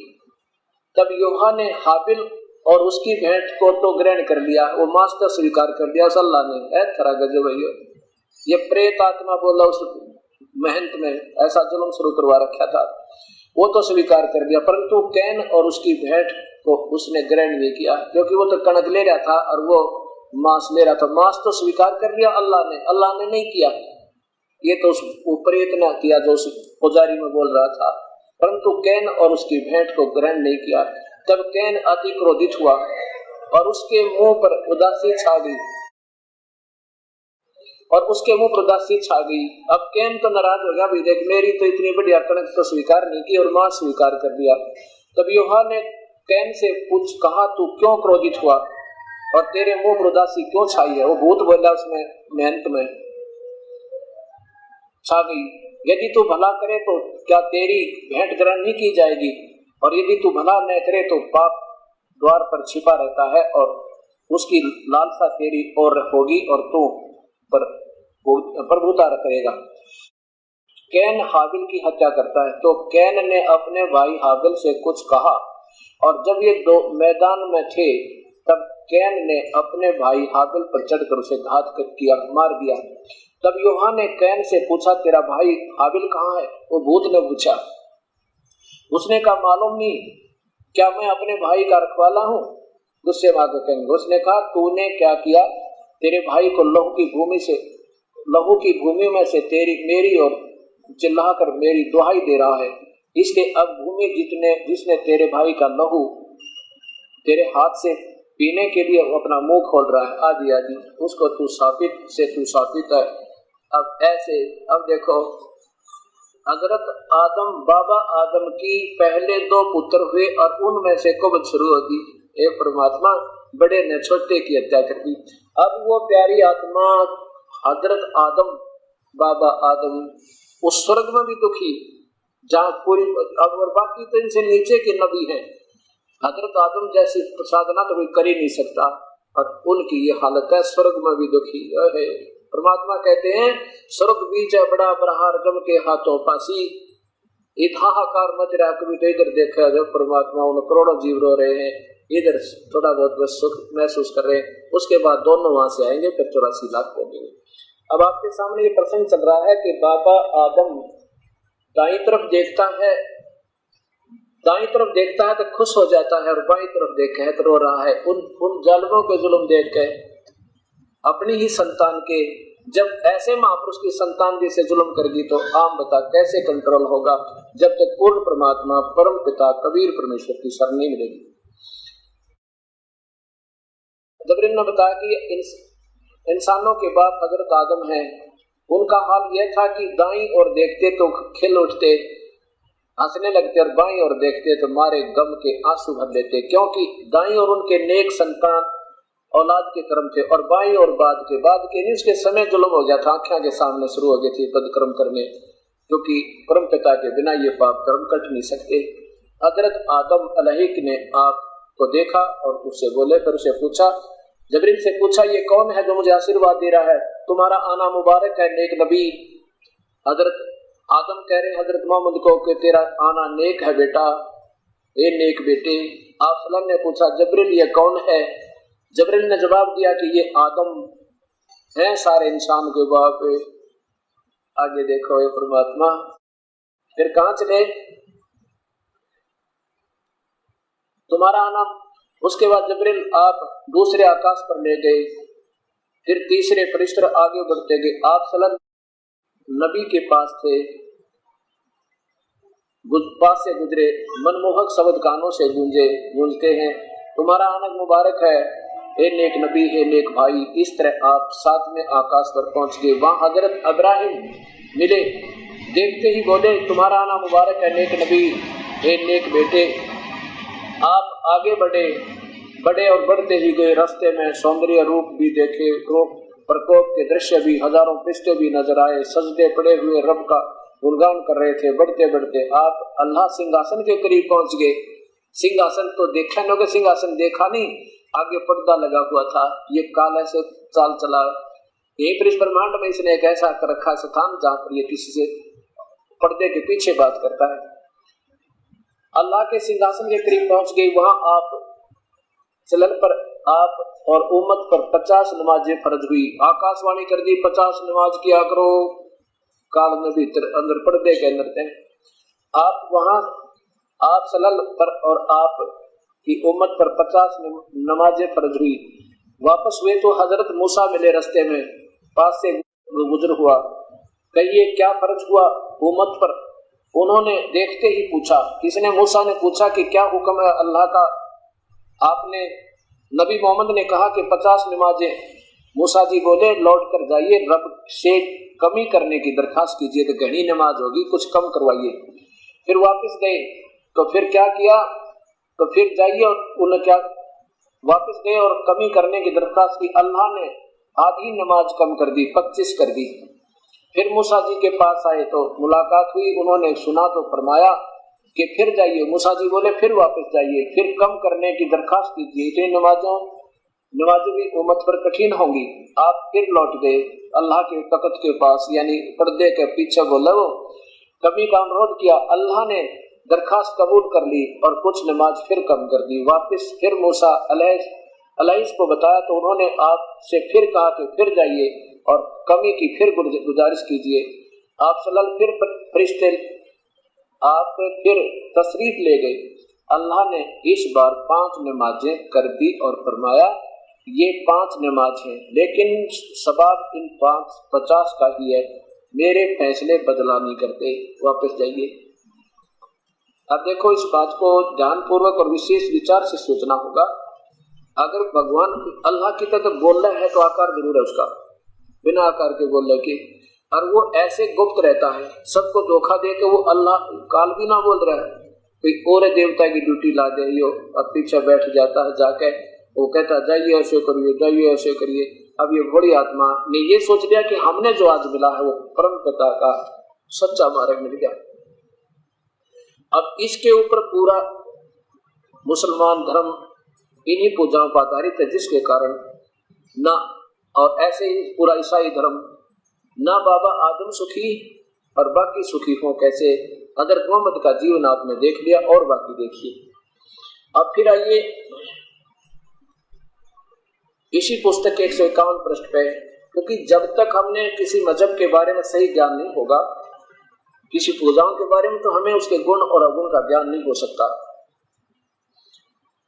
इस प्यारी आत्मा ने उस जबरील के ड्राइव के आदेश से जगह जगह जाकर ये प्रचार शुरू किया और कहा कि मूर्ति पूजा बंद कर दो, मेरे पास सत भक्ति इसका पालन करो। लेकिन लोगों ने इनके साथ बड़े जुल्म किए, उस समय इनकी बातों को नहीं माना। अब देखिए इसी पुस्तक के 151 पृष्ठ पे,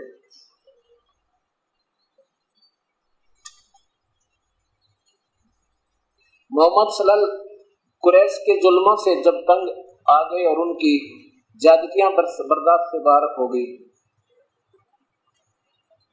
आप सल्लल्लाहु को ताइफ जाने का फैसला, आपने ताइफ में यानी ताइफ क्षेत्र वहां जाने का फैसला किया शहर में।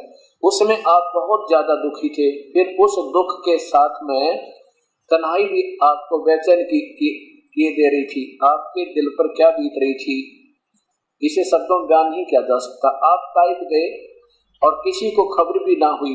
वहां आप क्यों पहुंच गए? केवल इसलिए कि शायद वहां वाले लोग मदद करें और आपको कुछ राहत मिले। नबी सल्लल्लाहु ताइफ पहुंचे तो मामला ही कुछ और था।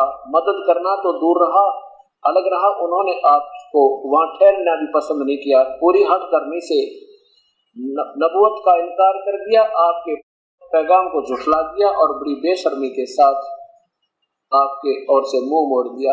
अब देखिए 152 पृष्ठ पे। ये परमात्मा, ये बूढ़ी आत्मा यहाँ बहुत दुखी कर दिए थे इन लोगों ने, इनको डंडे मारे, पत्थर मारे, वहां पहुंच गए। वहां इससे भी बुरा हाल कर दिया कि एक सरदार से कहा तुम लोगों ने मेरी बात तो मानी नहीं, वहां के लोगों से कहा कि मेरी बात तो मानी नहीं, लेकिन कम से कम मेरे मामले को छिपाए रखना और ना बताइयो किसी तरह कि मैं वहां गया था, मेरी बात ना मानी। लेकिन वे इस पर भी राजी नहीं हुए, बल्कि ताइफ के गुंडों और लंपटों को भी आपके खिलाफ उबार दिया। इन जालिमों ने आपके पैरों पर पत्थर मारे, बरसाए की जूतियां खून से उबर गई। जब आप जख्मों से निढाल हो जाते, पत्थर खाते खाते बेदम हो जाते तो बैठ जाते। इन जालिमों को फिर भी तरस नहीं आता, वे आपको हाथ पकड़कर खड़ा करते और जब आप चलने लगते तो फिर पत्थरों की वर्षा शुरू हो जाती। साथ ही दुष्ट पाप को आपको गालियां भी देते, तालियां भी बजाते। अफसोस, मानव जगत का कितना विकृत और दुख दृश्य था ये। आप तो ऐसे दया में बादल थे जिसकी मानव उपमन को जरूरत थी, किंतु लोग कितने नादान थे कि उन्हें आपको सताने ही में मजा आ रहा था। अब ये बातें सारी विचार करनी है कि क्या कहता है इस हालत में, हे रब, मैं अपनी बेबसी, बेचारगी और लोगों में कितनी रुतवाही की रियाद तुझी से करता हूँ। हे सबसे बड़े दयालु, हे कमजोरों का रब है तू, मेरा भी रब है। तो मुझे किसके हवाले कर रहा है? क्या किसी पराये के जो मुझे देखकर त्योड़ी चढ़ाए, या किसी से दुश्मन के जिसे तूने मुझ पर पूरा अधिकार दे दिया हो? ओए, अब रो रहा है इस काल के आगे प्यारी आत्मा। इसको पूर्ण परमात्मा मान के इस धोखेबाज काल को ना सामने आता, ना सच बताता और झूठी कथा, ये अपनी लेवल की पूजा करवा के इन प्यारी आत्माओं को दुख पर दुख दे के और एक नकली स्वर्ग बना रखा हुआ पर बाबा आदम जैसे दुख पा रहे, और ये प्यारी आत्मा कहाँ जाकर सुख पाएंगी? तो ऐसे सोचना होगा कि हम जो पूजा कर रहे हैं वो पूर्ण परमात्मा की ना होकर केवल ब्रह्म तक की, जिसके कारण सुख नहीं बल्कि दुख बढ़ रहे। अब आगे क्या दिखाते हैं आपको, हजरत मोहम्मद जी की 11 शादियां हुई। अब ये देखना, हजरत मोहम्मद जी की 11 शादियां, ये क्या है? फज़ाइल अमाल,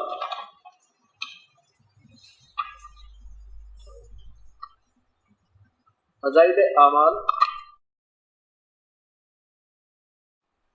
शेखुल हदीस मौलाना मोहम्मद ज़करिया कंदवल्लवी रह, ये कहां से प्रकाशित है?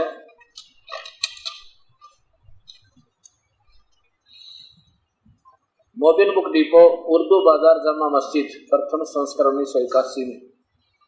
कंपोजर ये नीचे लिखा, यहाँ देखिए 100, ये है हिकायते साहबा, मालूमात, हजूर सल्लल्लाहु की बीवियां और औलाद। यहाँ देखिएगा, हजूर अक़सद सल्लल्लाहु अलैहि वसल्लम यानी हजरत मोहम्मद का निकाह जिन पर मुदसीन और मुकर्रिखीन का इत्फाक है 11 औरतों से हुआ। आगे देखिए, इससे ज्यादा में इख्तिलाफ और इस पर भी इत्फाक है कि इन सब में पहला निकाह हजरत खदीजा से हुआ जो बेवा थी, विधवा थी। हजूर सल्लल्लाहु की उम्र सिर्फ 25 वर्ष की थी और हजरत खदीजा की उम्र 40 वर्ष थी।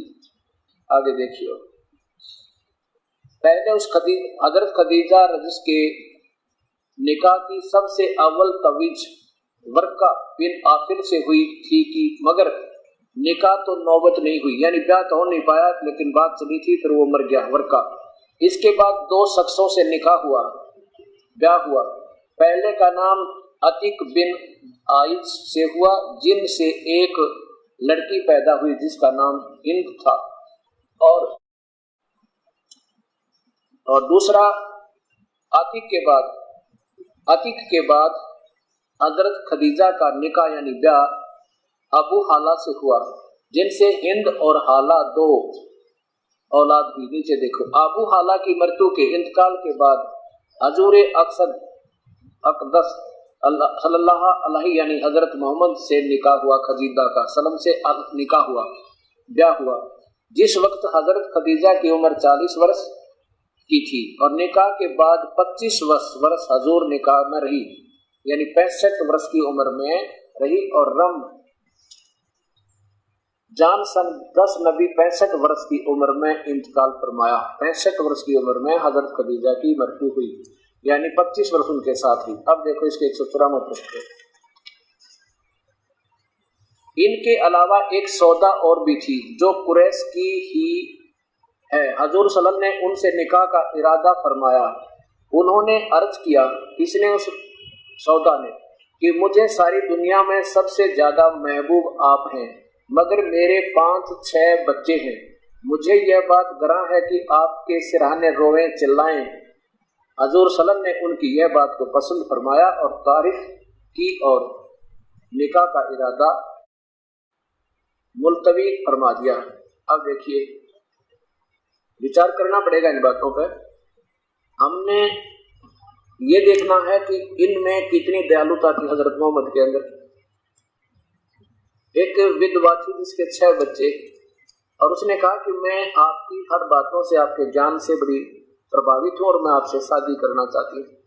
अब यहाँ ये भी देखना पड़ेगा कि इस महापुरुष ने एक शादी का उद्देश्य केवल विलास नहीं, बल्कि वो रहम और दया थी, क्योंकि ये स्वयं उस सतीथी थे, गुजरे थे। हजरत मोहम्मद जी बचपन में बाप मर गया था। इसको मालूम है कि जिस बच्चे का बाप मर गया उसकी कैसे परवरिश हो सकती है, कैसा दुख होगा उन बच्चों पर। और फिर माँ मर गया तो कहना कि, तो ऐसे उस दया दृष्टि से को मद्देनजर रखते हुए बाद में इन्होंने उस औरत से भी शादी करवाना, यानी उद्देश्य उनका क्यों ये था कि ये 6 बच्चों का उद्धार हो जाए, बेचारे ना जाने कहाँ दुख पाएंगे। इन्होंने अपनी भक्ति को बिल्कुल श्रेष्ठ मान रखा था, क्योंकि जब एक ऊपर तो फरिश्ता आकर और सारी बात बता दे तो कोई भी चाहे कितना टीरी खाओ, उसने तो यह बात माननी ही पड़े। इस उद्देश्य से इन्होंने पहली इस औरत को भी स्वीकृति दे दी जिसके 6 बालक थे, और वो कह रही थी कि आपने दुखी करा करेंगे। इन्होंने फिर भी दयालुता दिखाई, कोई बात नहीं, तो अल्लाह के बच्चे हैं, क्योंकि ये पिछले जन्म के ऋषि थे। और संतों में दयालुता फुट फुट कबरी होती है। आगे देखो फिर कै शादियां हुई। ये वही फजाइल अमाल प्रश्न नंबर 193 पे, और हिकायत साबा, ये इसका हेडिंग यानी चल रहा है। आपने उसके 6 बच्चे थे, 5-6 बच्चों को समेत उससे शादी की। हजरत आयशा से निकाह मक्का मुकर्रमा में हिजरत से पहले सवाल इतने सन में हुआ। फिर देखो, जिस वक्त उनकी उम्र 6 साल की थी, एक 6 वर्ष की लड़की ने भी इनके साथ शादी करने का इरादा किया। उनको भी स्वीकार किया। और उनको कहते हैं जब वो 18 साल की उम्र हुई तब उनसे ब्याह किया। अच्छा, यहाँ क्या मैं बताना क्या चाहता था कि उम्र 6 साल की थी, और हजूर सल्लल्लाहु अलैहि वसल्लम की बीवियों में यह सिर्फ एक ऐसी थी जिनसे कंवारेपन में निकाह हुआ था। यह एक कंवारी थी, और 10 बाकी 10 सबके सब निकाह बेवगी माने विधवाओं के साथ हुए थे। 11 शादी और कुलकरी, जिसमें हजरत खदीजा भी उसके साथ मरी। और ये बताते हैं 66 साल की उम्र में भी शादी की, यानी अंतिम। इसमें वैसे इसमें लिखा है इनके जीवन चरित्र में कि 63 साल की उम्र में इनका देहांत हो गया था। और अंतिम यानी उस अंतिम वर्ष में भी एक 18 साल की वर्ष लड़की से शादी। ये भी नहीं कह सकते, कुछ नहीं कहा जा सकता इसके बारे में, कोई टिप्पणी गलत का वो मूर्ख होता है। जैसे ये पिछले संस्कार होते हैं युगों युगों के। जैसे भगवान श्री कृष्ण ने 8 औरतों से शादी की, और 16,000 एक राजा ने लड़कियां कैद कर रखी थी, औरतें, उनको तंग किया करता था। उनको भी उस राजा से छुड़वा के उन्हीं की इजाजत से, उनकी अपने इरादे से, जैसे उन्हें खुशी महसूस की कि जैसे तुम चाहो तुम्हारी शादी कर देता हूँ। भगवान श्री कृष्ण ने यहाँ तक कहा था, लेकिन उन्होंने कहा कि अब हमारे से कौन शादी करेगा, हम जैसे आप रखोगे ऐसे ही रखेंगे। तो भगवान ने उनको बाइज्जत और बहुत ही अच्छी तरह रखा गया। कहने का भाव ये है कि हमने इस दृष्टिकोण से नहीं सोचना, क्योंकि हम अपनी सोच में अधूरे होते हैं। इसलिए संतों के प्रति इन बातों को बुराई की तरफ ले जाना ये मूर्खता का काम है। ये तो अपने संस्कार होते हैं, और युगों युगों से उलझे हुए संस्कार इस जीव के हैं। तो ये किसी के बस की बात नहीं, क्योंकि जब तक हम पूर्ण परमात्मा की शरण में नहीं आएंगे तो सभी हमें कर्म जिसका जिसका संयोग है वो भोगना पड़ेगा। और जब इसकी शरण में आ जाएंगे परमात्मा पूर्ण ब्रह्म की में, तो हमारे कर्मों के दंड को वो काट देते। फिर ये संस्कार उड़ते नहीं हमारे, फिर सुलझ जाते और उस परम पिता कबीर साहब की शरण में लगे। जीव सुखी नहीं हो सकता थे, लाख जन्म ला जा रहे। अब आगे दिखाते हैं, एक 10 मिनट का सत्संग है। अब 307 पृष्ठ पे इसी जीवन चरित्र के अंतिम सतिथि क्या हुई इस महात्मा की। हे परमात्मा, ऐसा दुखी जीवन लास्ट में आम व्यक्ति की भी मृत्यु शायद अच्छी हो जाए जो इनकी मृत्यु हुई, क्योंकि ये पिछले जन्म के संस्कार अच्छे थे, लेकिन इस जीवन की भक्ति, इस साधना से कुछ नहीं बनी इनकी। जीवन चरित्र में अब 307 पृष्ठ है ये, यहां देखिएगा। हिजरत का 10वां साल था। प्यारे नबी सल्लल्लाहु हज के इरादे से मक्का गए, यानी इनकी आयु 10वां साल था। रवाना हुए, आपके साथ 1 लाख से ज्यादा बहादुर साथियों का काफिला था। 1,80,000 हजरत मोहम्मद जी के अनुयायी हो गए थे, मुसलमान बन गए थे। और इस हज को कहते हैं हिज्जतुल वदा, इसलिए ये हज आपका आखिरी हज था। इसके बाद आपको मक्का, काबा और अरफात की जियारत का मौका नहीं मिला। कुछ लोग तो इस हज को कहते हैं कि हिज्जतुल बलाग, क्योंकि रब का जो पैगाम पहुंचाने आप दुनिया में आए थे वह यहाँ पूरा हो गया। वह पैगाम था इस्लाम धर्म। हज के अवसर पर प्यारे नबी ने मुसलमानों के सामने एक तकरीर भी की। वह तकरीर वास्तव में इस्लाम का दस्तूर था। क्या है? शुरुआत करते हैं कि आपने बताया अंतिम समय में फरमाया, प्यारे भाइयों, मैं जो कुछ कह रहा हूँ ध्यान दे सुनो, क्योंकि हो सकता है इस साल के बाद मैं तुमसे यहाँ न मिल सकूं। इसके बाद आपने सारे मुसलमानों को आखिरी वसीयत की। इन वसीयतों का निचोड़ यह है, 40 हिदायत दी इन्होंने। मकसद हदीस 39 में से कुछ बताई है। अल्लाह की किताब और उसके रसूल की सुन्नत मजबूती से पकड़े रहना, लोगों की जान माल और इज्जत का ख्याल रखना, कोई अमानत रखे तो उसको खिनायत न करना, खून खराबे और ब्याज के करीब ना फटकना। खून खराबा भी नहीं करना, ये बकरे बुकरे मत काटना, गऊ मत काटना और ब्याज तक मत लेना। प्यारे नबी सल्लल्लाहु अलैहि वसल्लम ने तकरीर फरमाते हुए यह भी बताया कि मुसलमान आपस में कैसे रहें, फिर आप इंसानों के साथ उनका क्या बर्ताव हो। आप सल्लल्लाहु ने समानता और बराबरी पर बहुत जोर दिया। ऊंच नीच और जात पात की जंजीरों को टुकड़े टुकड़े कर दिया। आप सल्लल्लाहु यानी हजरत मोहम्मद ने फरमाया, लोगों तुम्हारा एक रब है, तुम्हारा एक बाप एक है, तुम सब आदम के बेटे हो, आदम मिट्टी से बने हैं। खुदा के नजदीक तुमसे सबसे बेहतर वह है, बताओ, वह है जो खुदा के सबसे ज्यादा डरने वाला हो। आगे देखो 309 पे।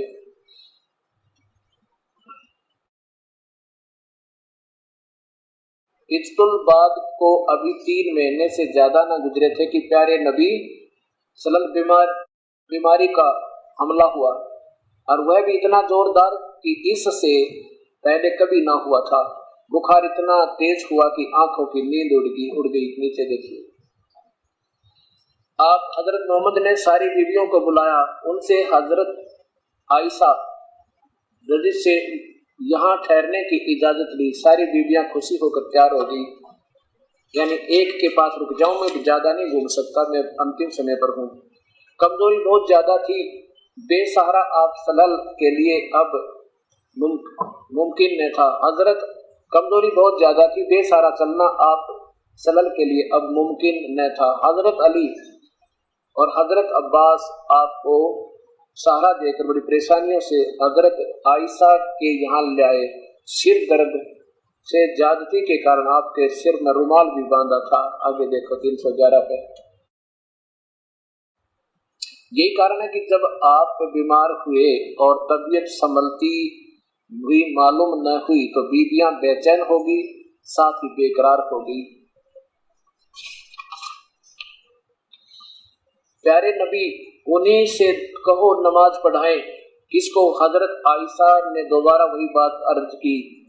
प्यारे नबी तकलीफ से बेचैन थे, गुस्से से आवाज काफी बुलंद हो गई। फरमाया कहो अबू बकर से ही वही नमाज पढ़ाए। आगे देखो। फिर आपने फरमाया मुसलमानों, मैंने वही चीज हलाल की है जो हलाल अल्लाह ने हलाल की है, और उसी चीज को हराम किया जिसको अल्लाह ने हराम किया है। मुसलमानों, किसी को मैंने मारा हो तो वह यह पीठ हाजिर है कि मुझे भी वह मार ले। अंत में कितनी प्यारी बात कहें, भाई मेरे से गलती होगी ना तो माफ कर लो, मेरे से किसी को कुछ कहा तो मुझे 2 जूत मार लो। किसी को मैंने कुछ कहा हो तो वह भी मुझसे कह ले, किसी का मैंने कुछ लिया हो तो वह मुझसे वापस ले ले। अब नीचे देखो, तकलीफ बहुत बढ़ गई थी। बुखार इतना तेज हुआ कि पूरा शरीर जलने लगा। बुखार इतना तेज था कि बार बार आप बेहोश हो जाते थे। पास ही एक बर्तन में ठंडा पानी था, आप उसमें हाथ डालते और चेहरे पर मलते। हे परमात्मा, देख कितनी मुंडी दुर्गति होकर मर रहे हैं, प्यारी आत्मा शरीर छोड़ रहे हैं। बेचैनी थी। ठीक उसी वक्त आपके होठ हिलने और कानों में ये शब्द सुने, यहूदियों और ईसाइयों पर अल्लाह की लानत हो कि वे अपने पैगंबरों की कब्रों पर सजदे करने लगे। नीचे देखो, कमजोरी हर क्षण बढ़ती जा रही थी, मौत धीरे धीरे सरकती आ रही थी।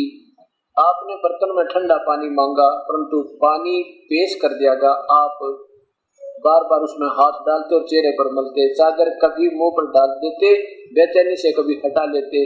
उसमें निरंतर आपके मुख से ये शब्द निकल रहे थे, हे अल्लाह, न जान निकलने के समय की परेशानियों को झेलना मेरे लिए आसान कर दे। परमात्मा, ये बंदी छोड़।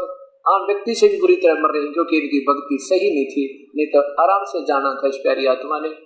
हे अल्लाह, न जान निकलने के समय की परेशानियों को झेलना मेरे लिए आसान कर दे। प्यारे बाप की बेचैनी देखकर हजरत फातिमा उनकी बेटी बेचैन हो गई। वे खुद बे खुद पुकार उठी, हाय मेरे बाप की बेचैनी। आपने सुना तो फरमाया, आज के बाद फिर तुम्हारा बाप बेचैन नहीं होगा, आज मर जाऊंगा बेटी मैं दुख में। अपराह्न का समय था, दोपहर के बाद। सीने में सांस धड़क रही थी। इतने में आप सलल के होठ हिले और कानों में ये आवाज आई, हे परमात्मा, हे मेरे मालिक। देखो 315 पे, नमाज गुलामों से अच्छा सलूक।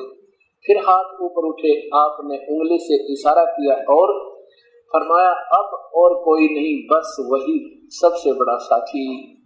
यह कहते कहते हाथ लटके, आंखें छत से लग गई और पवित्र आत्मा रब से जाग गई। अब देखो,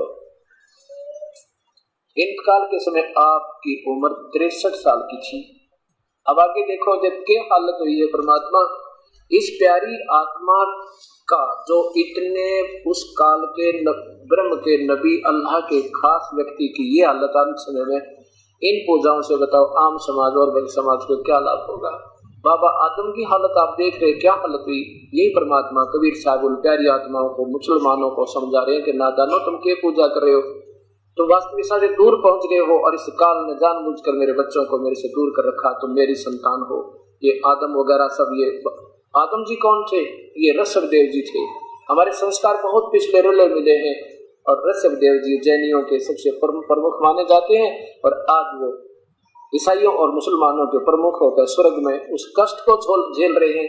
इधर स्वर्ग है, सुख देते हैं, देखते हैं, इधर पर रोने लग जाते हैं। बता कोई चैन हो? ये इस प्रकार ये हालत सबकी होती। अब उस महापुरुष के जो महापुरुष होता है उसके जाने के बाद क्या होता है कि लोग मनमुखी मेहनत मूंत बना के और फिर वो सब जैसी वो बता कर गए थे वो साधना भी फिर खराब हो जाती है।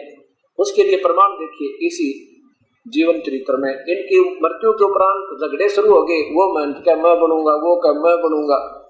खरा गजब हुई हो। इन सारा जीवन अपना लगा दिया एक करने के लिए और ये फिर जो के तो झगड़े पैदा कर दिए। ये 319 पृष्ठ पे हजरत अबू बकर और हजरत उमर फौरन दौड़े हुए गए। हजरत उबैदा भी साथ थे। देखा तो वास्तव में सारे अंसार जमा थे। कुछ मुहाजिर भी वहां मौजूद थे। खूब गर्मा गर्म बहसें और एक दूसरे पर चोटें हो रही थी। उन लोगों ने पहुंचकर हालत पर काबू पाया। हिकमत से लोगों को समझा बुझा आखिर सबने सलाह की। हजरत अबू बकर खलीफा चुन लिया, यो महंत चुन लिए गए और सारा झगड़ा खत्म हो गया। अब ये सिलेक्शन होने लगे, महंतों के ये किला तोड़ेंगे। तो कहने का भाव ये है, जब ऐसे महापुरुष से भी की हालत ये हुई और उनके ऊपर कैर पे कैर टूट गए। पहले तो आप अनाथ हुए, बाप मर गए, पिताजी की मृत्यु हुई, फिर 6 साल में माँ की मृत्यु, उम्र थी इनकी 6 साल की। 8 साल की उम्र हुई तो दादा की संरक्षण था वो भी गया। और फिर एक, क्योंकि अब देखो जब ये गरीब दिखे थे, संसार की दृष्टि में पैसा नहीं था, तो किसी ने लड़की नहीं दी, एक विधवा से, वो भी 2 बार विधवा हो चुकी थी, उससे शादी की। वो 40 साल के 25 वर्ष के। और जब ये इनके पास शब्द की धनी हो गई, काल की साधना थोड़ी बहुत की, से रात मिल जाती है, तो फिर ढेर सारे ब्याह हो गए, 11 शादियां भी होगी। और फिर अंत में इस महापुरुष की दुर्गति देखो, कैसे मरते समय क्या हालत हुई। और बाबा आदम की का देखो, वहां पर स्वर्ग में भी चैन नहीं। तो परमात्मा ये कह रहे हैं कि देखो भाई बच्चों, कबीर साहब समझा रहे हैं वहां खड़े हुए सबको, जहां जिस समय उस कमाली को जीवित किया था कब्र से निकाल के, हिंदू और मुसलमानों को समझा रहे हैं कि आप श्री कृष्ण का जीवन देखो, सारा कैद में जन्म हुआ, मामा दुश्मन हो गया, कभी शिशुपाल मारने आता है, कभी चारोर मारने आता है, कभी कोई पूतना मारने आती है, कभी जरासंध आता है, कभी काल्यवन दौड़ रहा है। आखिर में भगवान ने वहां से भाग करके कहाँ शरण ली? द्वारका में जाके। और भगवान श्री कृष्ण के सामने 56 करोड़ यादव आपस में कट कर मर गए, और भगवान श्री कृष्ण के पैर में तीर, विषाक्त तीर मारा, जिससे उसकी मृत्यु हुई, हत्या कर दी राक्षसों ने। तो कहने का भाव यह है कि ना राम सुखी ना कृष्ण सुखी, क्योंकि ये काल के रसूल थे, इस ब्रह्म के रसूल थे। श्री राम का जीवन देखो, परमात्मा कह रहे हैं कबीर साहब के ब्याह हुआ श्री रामचंद्र का, विवाह होते ही वनवास हुआ, वनवास में सीता का हरण हुआ, 12 वर्ष युद्ध से रावण से युद्ध हुआ, सीता वापस ले अग्नि परीक्षा करके आते करते निष्कासन कर दिया एक धोबी के कहते। और सारा जीवन गर्भवती औरत बाहर निकाल दी, और सारा जीवन वो बच्चे कहाँ, एक महर्षि वाल्मीकि की कुटिया में, और सीता और साथ में दोनों बच्चे, और श्री राम कहाँ, अपने अयोध्या में। जिसके बच्चे कहीं और आप कहीं, वो सारे कभी सुखी नहीं हो सकता। और उनकी पूजा से कबीर साहब कहते तुमने क्या सुख होगा नादानो, जो आप महा कष्ट में थे। और आखिर में भगवान श्री राम ने उसमें उस सरजू नदी में छलांग लगाकर आत्महत्या की, यानी उसमें अपना जल प्रवाह, जल समाधि कहते हैं, वहां जाकर अपना जीवन अंत किया। तो यहाँ परमात्मा कबीर साहब बताते हैं कि जो तुम पूजा करते हो, हिंदू या मुसलमान, आज के दिन कहते हैं ये दोनों के दोनों तुम काल के ही रसूलों के, उनके भेजे हुए, उनके द्वारा, ये जैसे श्री राम श्री कृष्ण ये विष्णु अवतार थे, और ये मूसा जी विष्णु जी के लोक से आए थे, और ईसा जी भी विष्णु जी के लोक से आए थे, और हजरत मोहम्मद जो है ये शिव जी के लोक से आए थे। और तुम इन्हीं तक की पूजाओं को करके कभी सुखी नहीं हो सकते। इन बातों को सुनकर ना जाने कितने हिंदू और मुसलमान उस परमेश्वर की शिष्य हुए। कबीर साहब ने कहा कि तुम धर्म नहीं बदलना, ईमान वही अपना वही रखो, अपना दीन वही रखो, लेकिन अपने कर्म बदलो। बीड़ी शराब मांस तंबाकू जिंदगी भर नहीं छूना, और परमात्मा का जो मंत्र मैं दूंगा ये सही है, और आपका सदा सुख होगा, जो कभी मृत्यु नहीं होगी, सतलोक चले जाओगे। इस पर